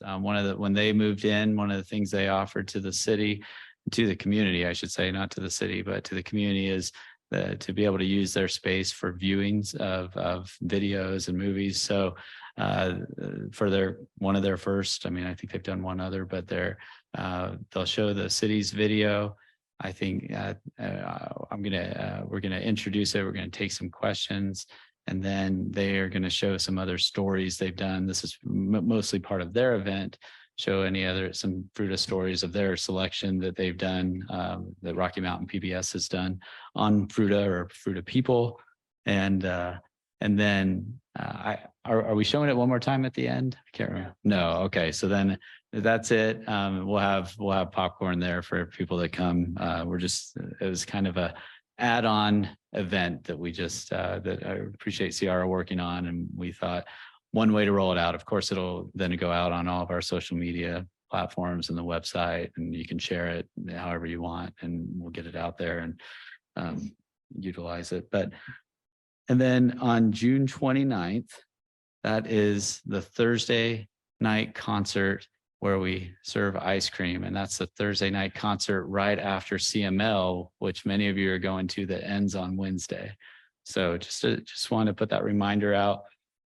I'm going to be out of state on that. I'll be out of town that day, but Ciara is going to have that lined up. And we have the opportunity that's the concert that we hand out ice cream, hoping there's no rain that night. But that is, Do it, right? It's a lot of fun. it's a lot of fun. Chucking ice cream at people. We were tossing. But those are all the updates I have tonight. Thanks. All right, thanks, Mike. With that, then we're going to move into our council reports and actions. Our first item is resolution 2023-13, rescinding the city manager's declaration of the local emergency of March 24th, 2020, and resolution 2020-20, extending the city of Fruita emergency declaration of March 24th, 2020. All right. Thank you. Thank you, Mayor, members of council. This is obviously something that we did at the beginning of the pandemic before anybody really knew everything that was going on. So very early following suit with, we were working in coordination with the other cities and specifically with Mesa County's Emergency Management Department when we did that, and our legal team as well. So for those of you that weren't around at the time, I have the ability to issue one of those, but it had to be ratified by the council within 7 days, and the council then ratified it within 7 days. There was no end date, and we've passed everything that it was serving the purpose for, essentially. And recently, the state and the state government and federal government rescinded the emergency, and so this is more of a formality for us to act on rescinding an existing emergency order that we have out there currently. I did want to mention, for the public's sake and for your sake, that when we did this, we also did a resolution. I think it was 2019. Yeah, 2019 resolution 2019 that allowed us to during this, it was tied to this resolution or to this emergency declaration, that we allow participation in public meetings virtually. And so in the act of rescinding this, we are actually ending the ability for virtual participation in a public meeting. Now, that doesn't take away the ability to send comments as we received tonight via email, written, dropped off, verbalized in person at a meeting, any of those options. But it also doesn't eliminate necessarily the fact that we can still put up a link so people can watch live. And so and we will continue recording the meetings and then posting them on our YouTube channel after the meeting. But it would make the change that if you want to speak during the live meeting, you would need to be in person. You could listen and view, but you wouldn't have. So when we, as you noticed tonight, and as we've been doing for number of years now, whenever we have public comment, we would no longer be saying, are there any public comments online? We would simply be seeing if there's public comments in the audience. If that were something that the council wanted to change in the future, you just have to take action to do it. I'm only bringing it up because currently what's enabling us to do it is the action tied to what we're rescinding tonight. We still ask Ciara, even if there's not. It'll probably happen, right? Well, question, if we want to continue allowing comment online, can we not do this resolution tonight, but do it at the same time where we create a resolution that allows the public participation online? So that way, because if we say this tonight, the next meeting, there'll be no public participation until we pass a resolution allowing it. Yeah, and if you let's say you approve it tonight, the one thing that'll change so the public knows, for the public that's not here tonight or doesn't end up watching or reading the minutes, is that right now our public postings actually they publicize that there is a virtual option for participating, and then it would not have a virtual option for participation. It would just have a virtual option for viewing. So there would be that notice. But to your question, you could do it. You could do that. You could rescind it and then work on and add it later, but there would be a gap. So it's up to you all. We just wanted to point that out. There's nothing necessarily. The emergency, the declaration of local emergency is no longer needed, but it's not necessarily hurting us either, if that makes sense. In our conversation earlier, though, you did mention that no one has really done it. Well, when COVID first started, we did it comments very that first. came in, and the challenge with those was most of them were, they couldn't get their audio to work. They couldn't get other things. I remember I had one lady texting me to get her comment on the record because she couldn't get in. So I think we've had some more technical challenges we've probably worked through throughout this time. So it's smoother than what it has, but I don't remember the last time we've actually. It's been quite a while. The one risk that it provides for us that's happened, but again, it doesn't happen regularly, but if we are in a public hearing and somebody is trying to speak and all of a sudden it's something, we're having a glitch. We have to reschedule that whole public hearing and move it forward. And we had to do that one time, if you remember, during the pandemic, but that's, I only remember that occurring once as well. And and to your question of how often it's been there, it was used a little bit during the when there were lockdowns and when we were virtual only, and even a few times when we were in this room. But I don't know, it's been quite some time. I don't even remember when the last time was that we had that. That's different from having guest speakers or presenters who we just invite to be a presenter virtually. That we're just talking about the public comment or public hearings. You're right, for the hearings. Yeah, public comment or any public comments during hearings. The consent agenda, although if council wants to entertain, Matthew, according to your point. I would like Want to. for that to continue. I understand that it has not been used. But I also say, on a state level, there was frustration where we would have to travel the whole way over to Denver to testify or do anything like that. So having the remote was a big deal. And I think that should be open to people that may not, be out of the area, would like to participate for full transparency. Understanding that it hardly ever gets used, I would still like that to be an option moving forward. Do we want to have put that on a future agenda to discuss that? Or can we just do a motion with that amended now, or does it have to be completely redone? It has to go through an ordinance process. Oh, an so ordinance it's gotta process. go- Okay, It's a Resolution. resolution. so it would have to come. So how does the normal, right, what's the timeline? And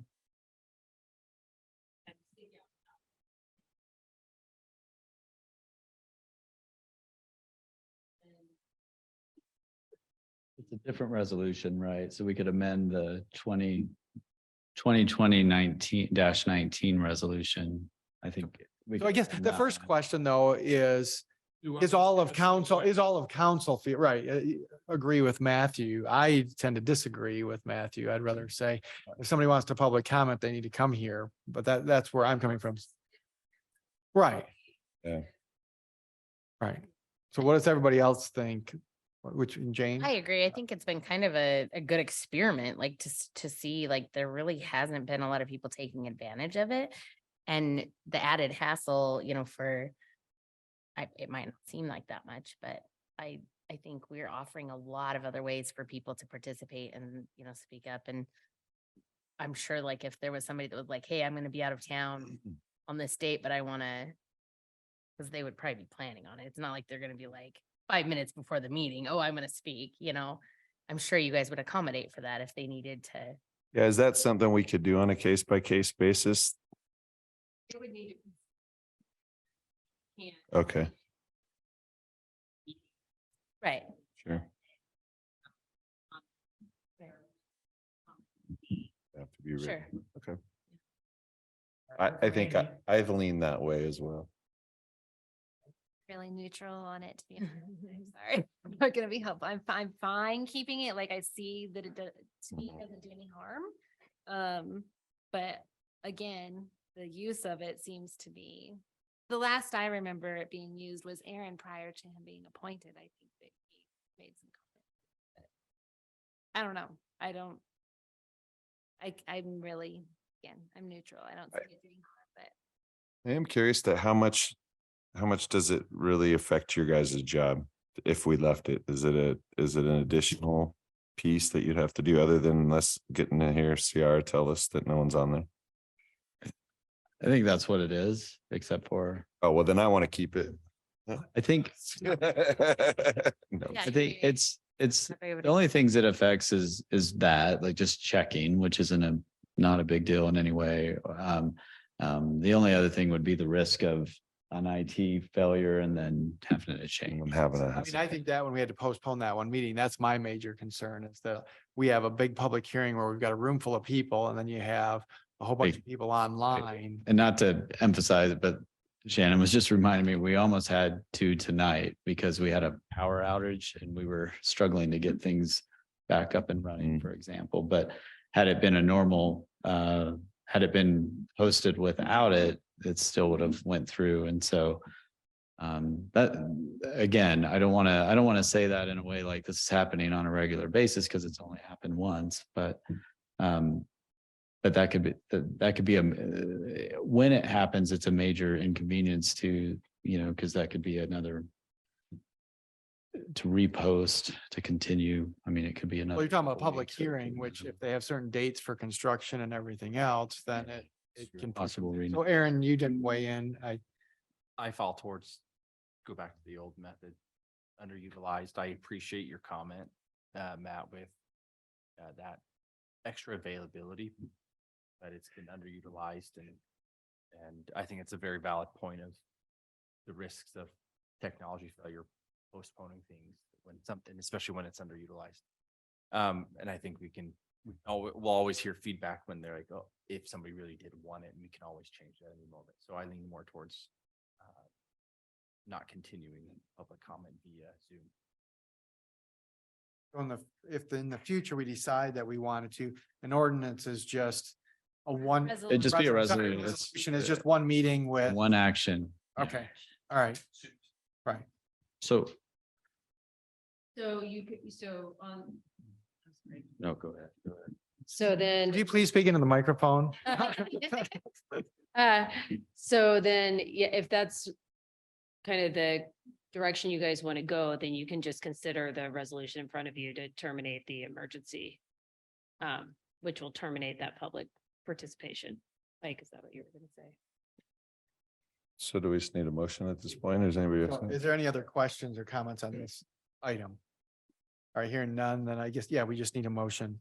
I move to adopt resolution 2023-13, rescinding the city manager's declaration of local emergency of March 24th, 2020, and the resolution 2020, extending the city of Fruita emergency declaration of March 24, 2020. Second. All right, we've got a first and a second. Any other questions or comments? All right, hearing none. Deb, would you please poll council? Counselor Williams, Yes. Counselor Miller, Yes. Counselor Hansi, Counselor Bremen, Yes. Counselor Purser. Yes. Motion passes 5-0. All right, thanks, Mike. All right, with that, we're gonna move into council reports and actions. Aaron, do you want to start? Yes, I do have a few. Let's see. We'll just start on the list. I'd like to propose some future workshop items. There's 4 of them that I'd like to address over the next little while, but I think I'd be interested in reviewing the parking. I know we've just had some various outcomes that I don't think are as helpful to the community as they would want to see. So I'd like to just to readdress parking. Access is another aspect that I'd like to look at, and that's just the multiple egress and ingress to communities or into different developments. Just seeing if everything's up to speed with standards. Also, this one's an older one, but we haven't talked about it, but we have an allowance in our code for bikes that you can give up one bike or one parking spot for 5 bikes. It's very indescriptive of how to manage it. Like it talks about like a bike sharing, but it's very vague and it's not, I think we need to look at reevaluating how it's written, how is it effective for giving up one parking spot for 5 bicycles sharing things or whatever it says. It's very, we need to improve That'd be the writing. same discussion as parking. Yeah, 'Cause we do have. That's true. I don't remember what the parking study was. That was what, probably 2015, 2016? It was more recent. Is it more recent than that? These are all the things we went through during the land use code update in 2021. So. Yeah, with our consulting firm and like a committee, and it's about a year process. So you're right, the biking allowance would be just a specific I'm subsection. saying if we already have that study from 2021 and we made those code changes. I have some, Council wants to yeah, I'm look at. proposing to bring it up to, I have some, the last one is, parks that I think there's some option or opportunities that we can improve the language with it, which is in the land use code, to not let it be taken advantage of. And all of these really are just, there's issues that I think that we need to look at. If we keep it the same, that's great. But I think there's just some different aspects of these 4 items that I think would be a good discussion for us to go over again, even though some of them might be more recent, but some of them need clear language in land use code, like the biking, and parks, I think is another really good one. The access and parking specifically are more just policy discussions to see if there's opportunities that we should change something, or just it's just part of the understanding. I'm just trying to want to be clear, because I know we're talking about property where we could add more parking, but that's not what you're asking about. Are you asking about the parking study? Or are you asking? I think there's some language there's some language in there. Requirements for Towards the parking, right? various aspects and allowances that can be taken. And access, I know there's been projects that like it talks about in the code that we have to have 2 access points. And sometimes I felt that there's been some decisions that we've excluded or allowed a variance to have only one access point, or knowing that a future second one would come through, but really there's going to be could be a decade duration to get that second access point. And is that okay or not? Sorry, I'm trying to be vague to not pick it or pick some various projects, but I just think there's some improvements that we can make with the code. So that's what I'm proposing, is that if they're short or long discussions and workshops, I think that they would be of value for us to do to better help the community. What do you think? I feel like I would need more information to know I know you're trying to be vague, which I appreciate because I understand what you're saying, but I also don't know if I am on board with the thought process without really understanding. Workshop item that's just not some huge workshop item. We can get a little more in depth into it. Maybe what you're making me think about is maybe if I can start a discussion at a workshop to bring these items, have a little bit more discussion points to then decide if we want to bring it onto a future. So maybe on a workshop that's not very heavy and there's just something in there that we. Like a 30 minutes to an hour. I think we could usually go hours on this, but for the purpose of introducing this to decide if we want to have further discussions at length, I think 30 minutes at a workshop would be. Well, I'm okay with that. I think my concern is always we do these 10-year plans and then we look at like parking and that we just did like in 2021. So as a policy for council, do we want to look at these every 2 or 3 years? That's not the plan. The plan is looking at them longer term, and then we saw this back in the late 2000s where we added these little pocket business areas and we thought, oh, this is what's hip. We built a new neighborhood, then we have a little, I think the Dollar General is the only one that really got built in that. The other ones we converted because in 2 years, we wouldn't have known whether it worked. In 8 or 9 years, we realized, hey, what we tried to do didn't work. So I hate to jump the gun to look at things that we've already kind of got reports and we paid for studies. And then all of a sudden we're reviewing them 2 years later. To me, doesn't make sense. And I appreciate what you're saying. And I think that specifically points to general parking and general access discussion. But I think like with the bike allowance that we have in there, I think our code is very much underwritten to the way it needs to be. It's very vague. It's far too vague. It's pretty much, you can give up 1 parking spot for 5 bike sharing program. And that's how far it is. And I think that opens it up for high abuse. So is the better question, should we have a workshop to define what a bike sharing program is? How do we want to enforce it? So I define that versus what the code. But see, my other issue is what you said, is it abused? If we have, in 10 years, we could have nobody even use one that. use of it right now, but it'd be nice to clean it up. I think that's just one. And then the park, what I want to discuss with the parks of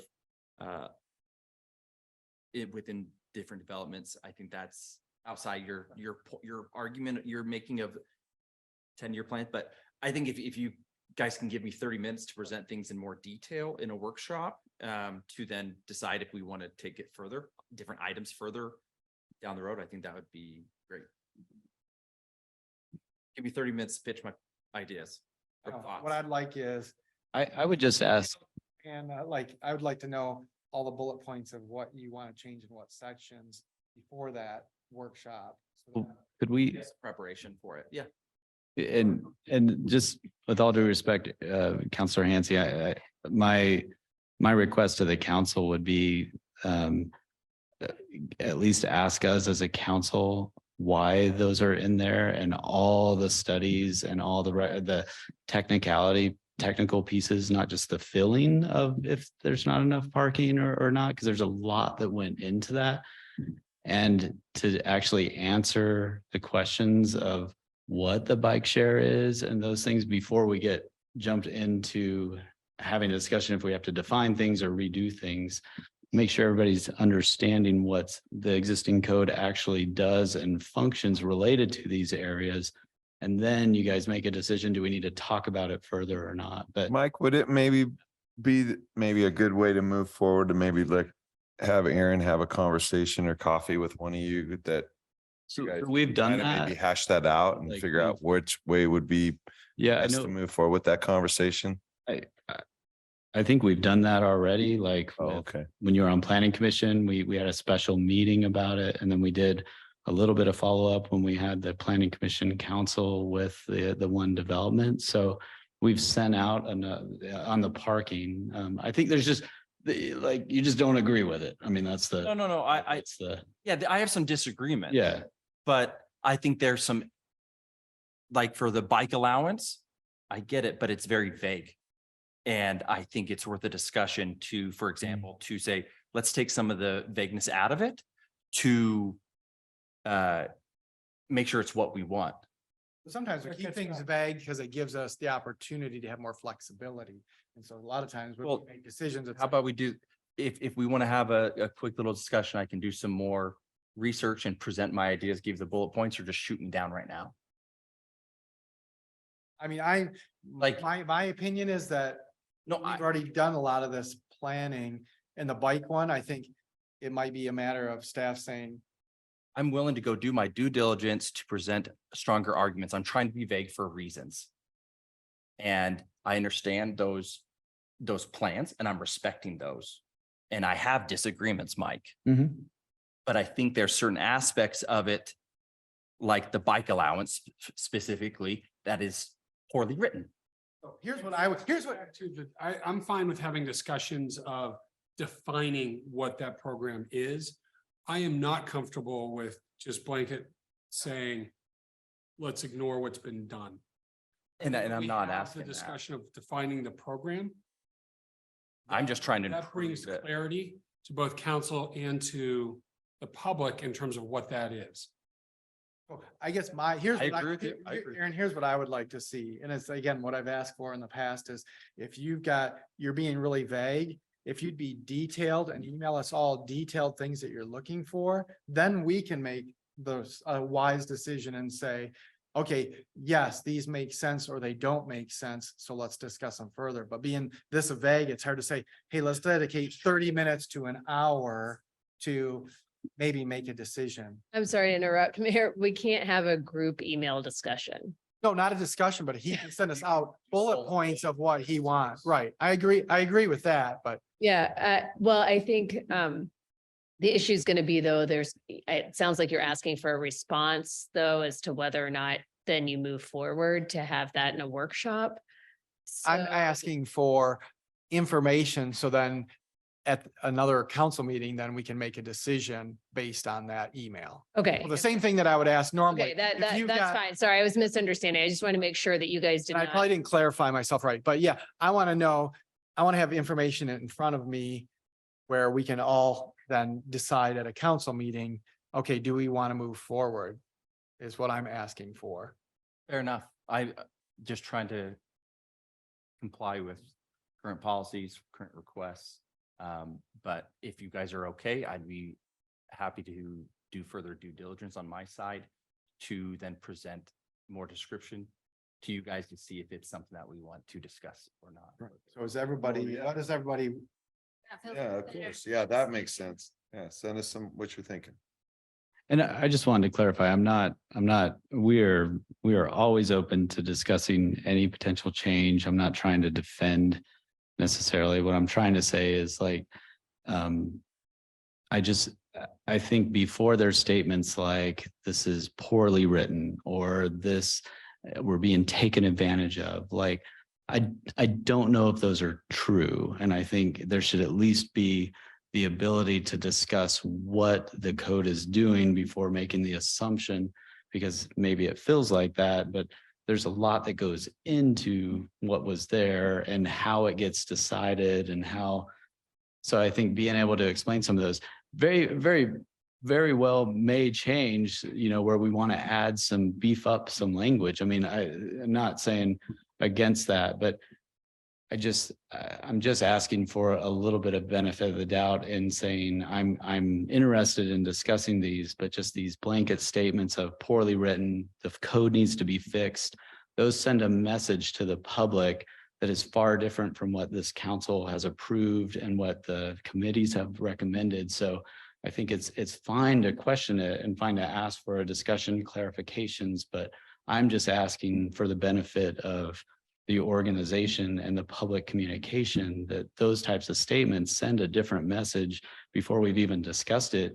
I mean, it could be that you feel that way and everybody else does not. And so is it poorly written or is it not poorly written?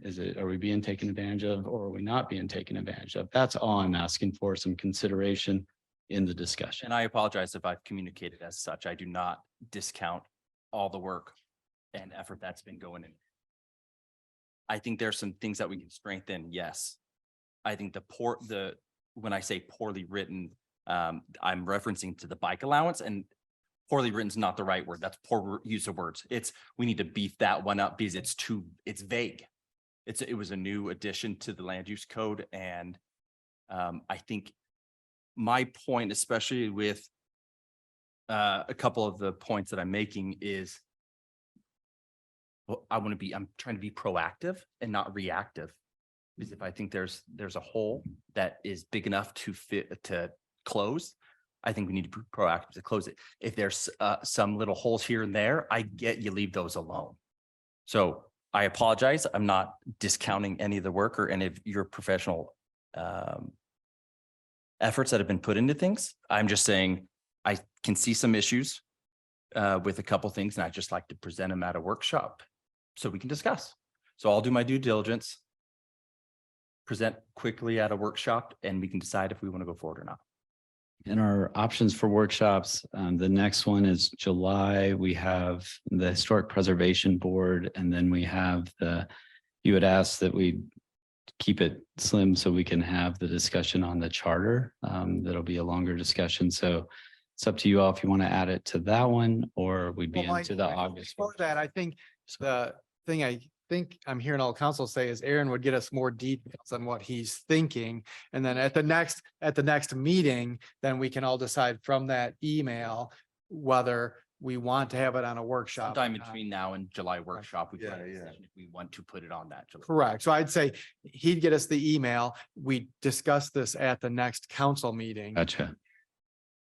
June 20th. Right, June 20th. So there's a June 20th. When council reports and actions, you'll. Right, we can say, okay, does everybody agree to put this one or these four or these, whatever we want to put on there? Right. That makes sense. That's clear. Yeah. Just two last quick items since I've taken up a lot of time. Took up Amy's time.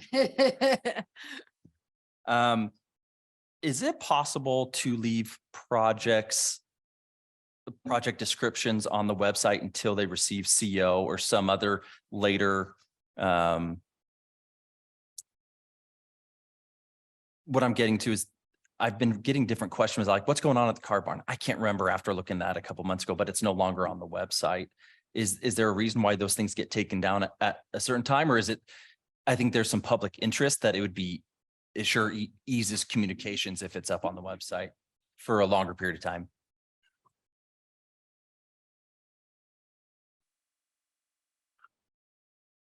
Kind of a multiple pronged answer to that.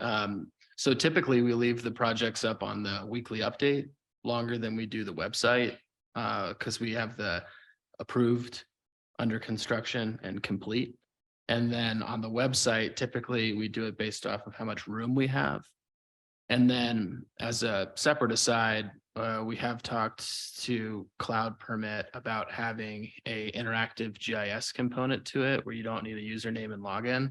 So you can actually go and toggle on what are the active projects, both land development applications and then ones that are under construction, to somewhat usurp the kind of static PDFs that are on there. And as well as just making a little bit more real estate on the weekly update, just directing them to that website.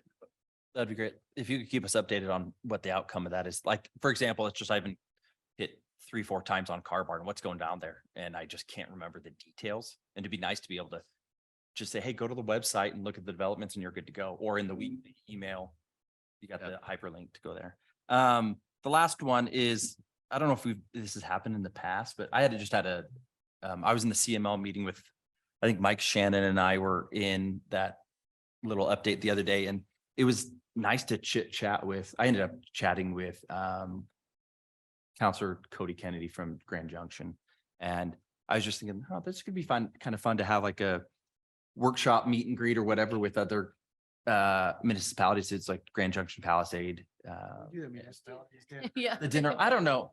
It was nice we were just talking about different various policies and interactions. It's more informal where there's more the meet and greet side and not like the dinner's a great one, but I don't know. I just thought that would be something that could be of good benefit, just to rub shoulders with them, see what they're working on. Just have those I discussions. think the municipality dinner is perfect example of that, but I'm not quite sure when the next one's scheduled. So we can check on who we take turns on who hosts, and we do it maybe twice a year. And the last was the school district, I believe. Yeah. I don't know. It was just, so it'd be good it was to very find out valuable who's to next share. on the list and get one it going. was just valuable to sit with and chat with Cody after the meeting was over. And I'm like, oh, this could be fine. Kind of nice to talk with others along the way and just see what they're doing, what we're doing, grab valuable insight. So that's it. Mine are pretty quick. I was glad to see the resident that spoke about the HOA president flying the drone, because I was approached by a few different people from that. So that was nice to hear from her. So I just wanted to let you guys know it was on the radar, and I think it is something. So the question on that one would be, again, do we want to have get some policy change? So do we want to put that on a workshop?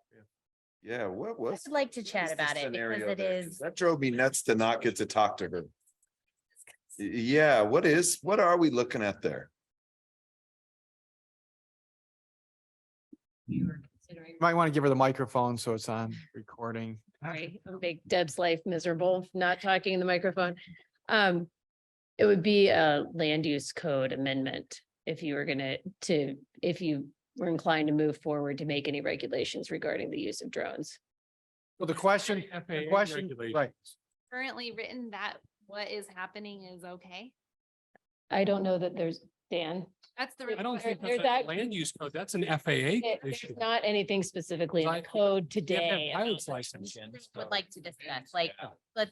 So the Get the background. That's what they're saying, question yeah. would be, So so Dan got her information. We need to get more detail, and we need to see what we have and what we don't have. Will you keep us updated on that, Dan? We're all very interested in this. Yeah. because the question would be, they need to do more research on what other communities are doing? That would be the one direction if we want to give them. Well, if there's There- a local, There like may already be an. more infringement. education on the local matter for the city to, that it can't hurt. My guess is we have some beefing up on that arena. So Right. And now you also, the FAA is involved because we have to have a commercial pilot you have to have a drones pilot license to do it, and there's rules and regulations about what you can and can't do with that. So I would ask, as the research is something we're gonna do. So the question of her staff is to get us maybe a little more information for the staff update. Yeah, this has the to have next happened in meeting, other places. so we know. Oh, Yeah, this has to have been addressed in other communities. Yeah. Right. And it can't be okay. Oh, it was a huge invasion. So everybody's good terrible. with Mike maybe giving us an update at the next That'd be council great. meeting. Thank you. Thank you. I also wanted to let you guys know that I will be on a panel for the Colorado Women's Alliance elected. Yeah, so just kind of an FYI, kind of a cool little invite that I received. So I'm not sure if this is like on us or who this would be on, but our Wikipedia page, it was brought to my attention, is not there's some really like out of date information on there. So I don't know, like if that's like, I don't know who does that. Sarah's like, great, I get to go play with Wikipedia. I don't know.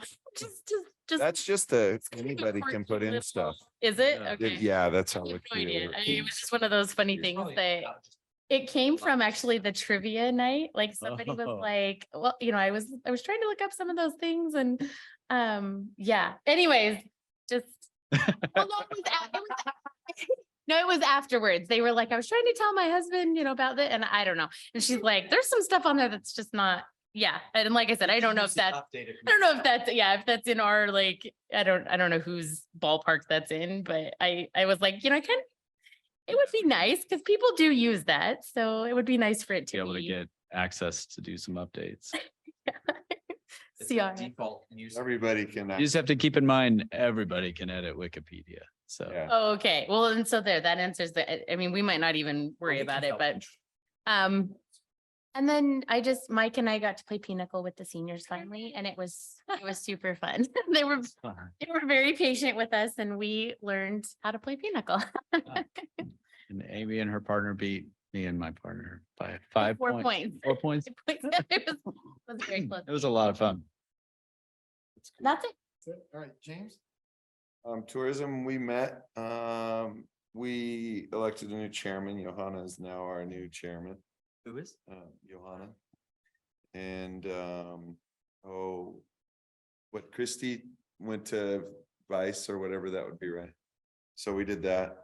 We were all once again very underwhelmed with our marketing team. So there was that. I think we've got some kind of, we asked Shannon to kind of maybe look at some options moving forward on. That wasn't me. I sat back and I let them decide that on their own. I wanted to commend Mark on the way he handled Mike Taylor's chicken this weekend. He handled his crew and his staff very well. They did a great job.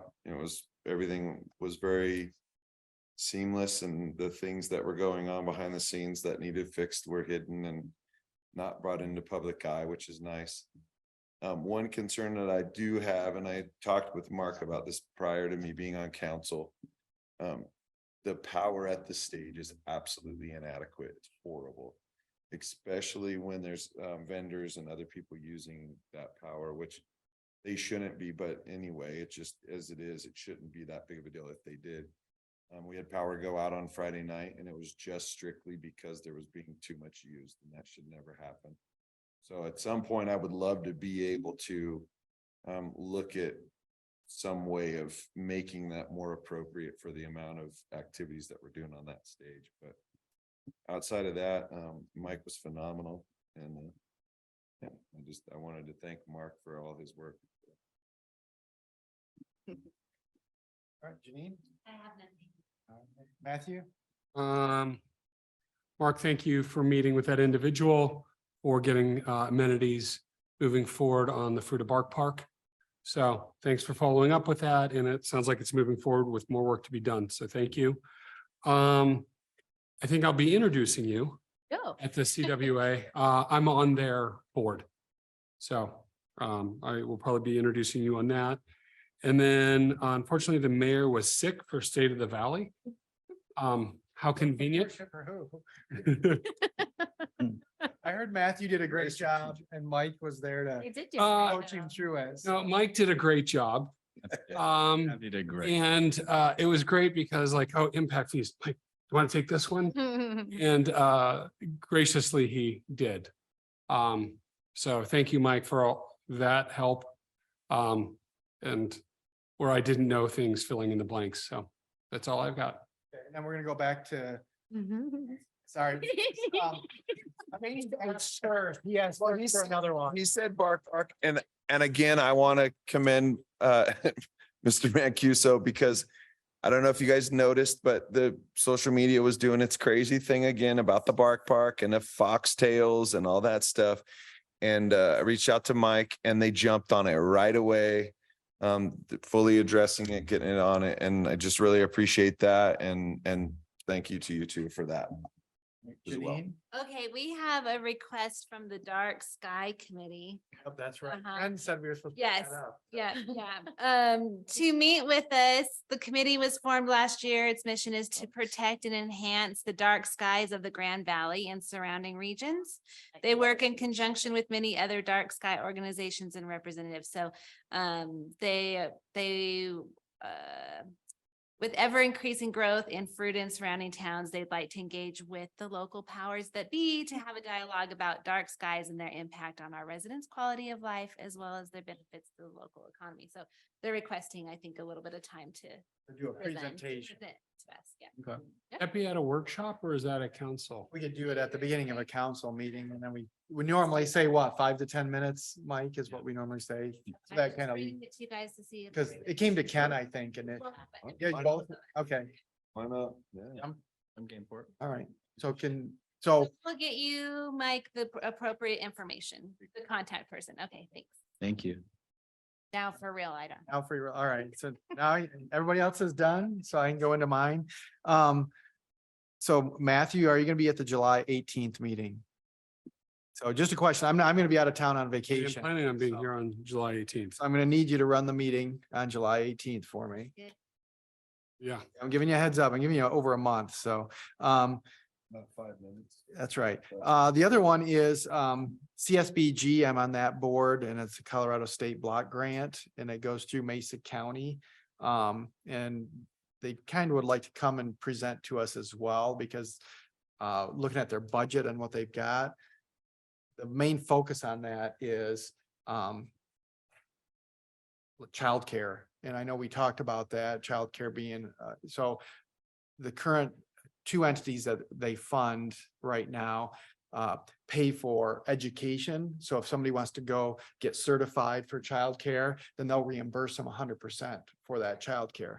Well, they're about $150,000 behind in that budget. So they're trying to figure out what other organizations or where can they get information out. So, I think it'd be good for us to hear in our Fruita community what we need or, what they're looking at, because they renew it every 3 years and it's renewing again in January of next year. So that's coming up on who they'd want to fund in that. And so I know with the one development we have behind La Quinta, it might be good to hear from them. What would some of those funds look like if we could get some more childcare out here in Fruita and if we could use some of that block grant? Because their primary goal is that. So Mr. Mayor, I think my wife may be on the allocation of those grants. I'll have to double check just for full disclosure. all right. So if everybody's I'll double check. but I open think to she's- that, Janet is not the chair, but Joy Hudacek is. So I don't know if she'd come, but it were appointed through Mesa County commissioners for that. So if everybody's good. Do we need, is it just to have them come address us or should we have a conversation where we have some ideas for them?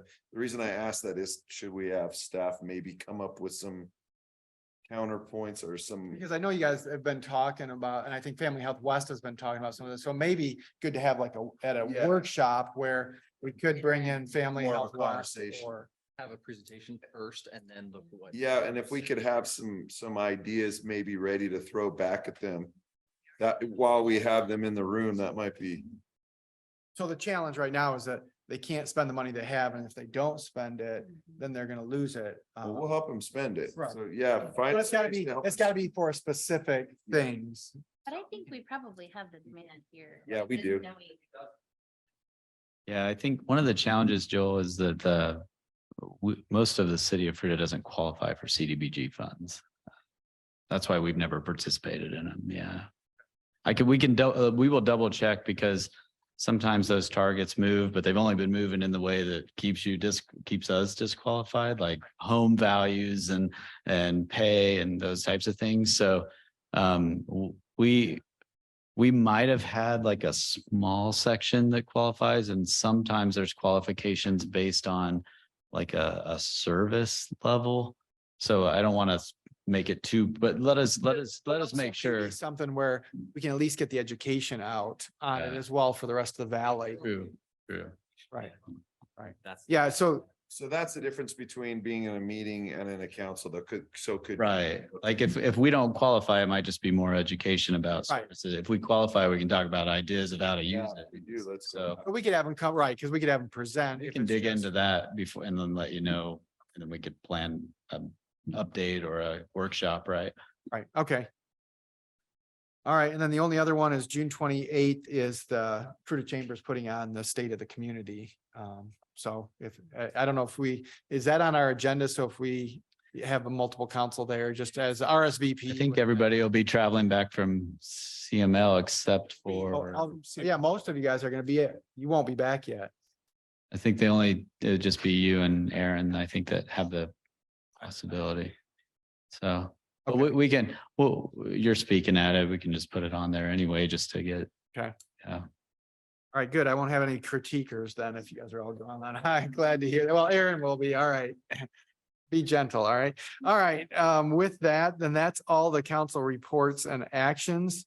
So now we've got to make a motion to convene an executive session. And this is determining positions relative to matters that may be subject to negotiations, developing strategy for negotiations, and instructing negotiators pursuant to CRX section 246402-4E with regard to a proposal for the city's lagoon property redevelopment.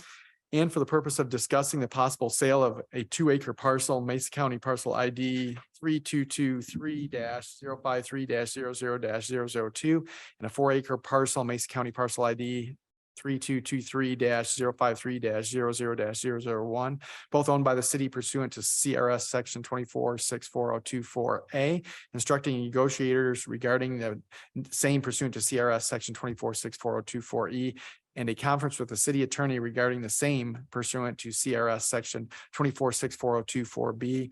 And for the purpose of instructing negotiators regarding a request by Indie Build LLC for an impact fee waiver or possible loan for the affordable housing Fruita Muse project pursuant to CRS section 246402-4E, and a conference with the city attorney regarding the same pursuant to CRS section 246402-4B. So with that, Mary Elizabeth, we're gonna have to go in and out of executive sessions? No, just into.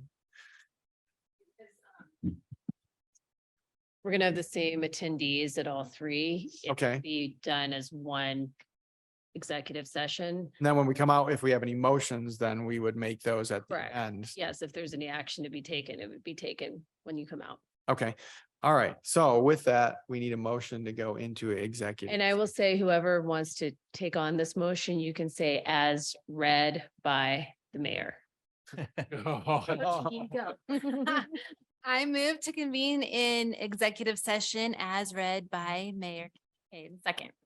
I got a first, a second. Any other questions? Really could read it all, but. All right, Deb, would you please poll council? Counselor Miller, Yes. Counselor Hansi, Counselor Bremen, Yes. Counselor Purser, Yes. Counselor Williams. Motion passes 5-0. All right. Does anybody want to?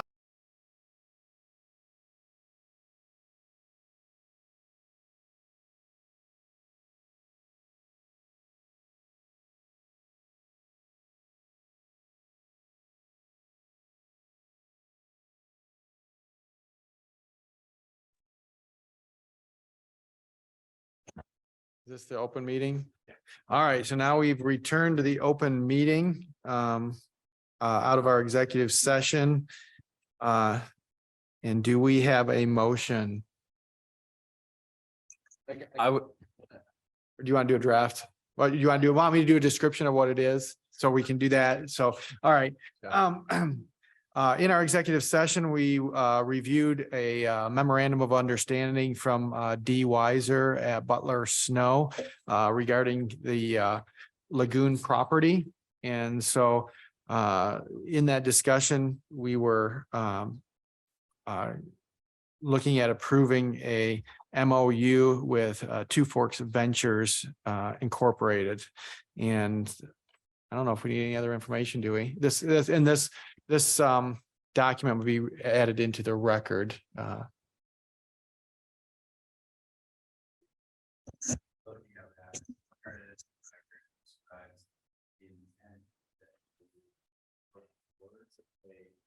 Public-private partnership and give that part of the developers.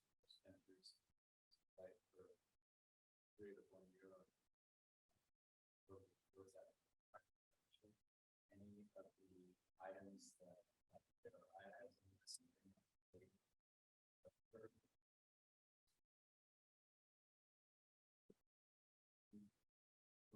any options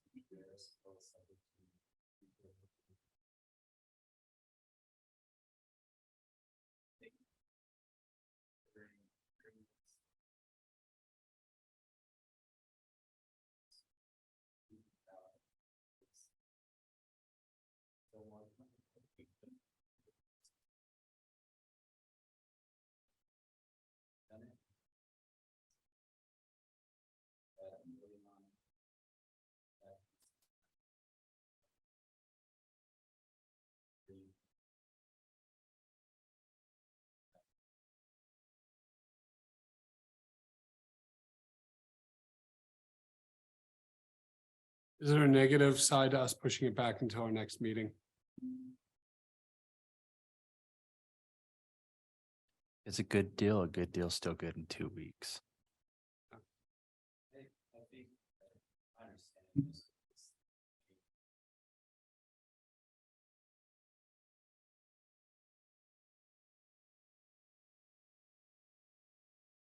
Who's going to be gone for the next couple of weeks?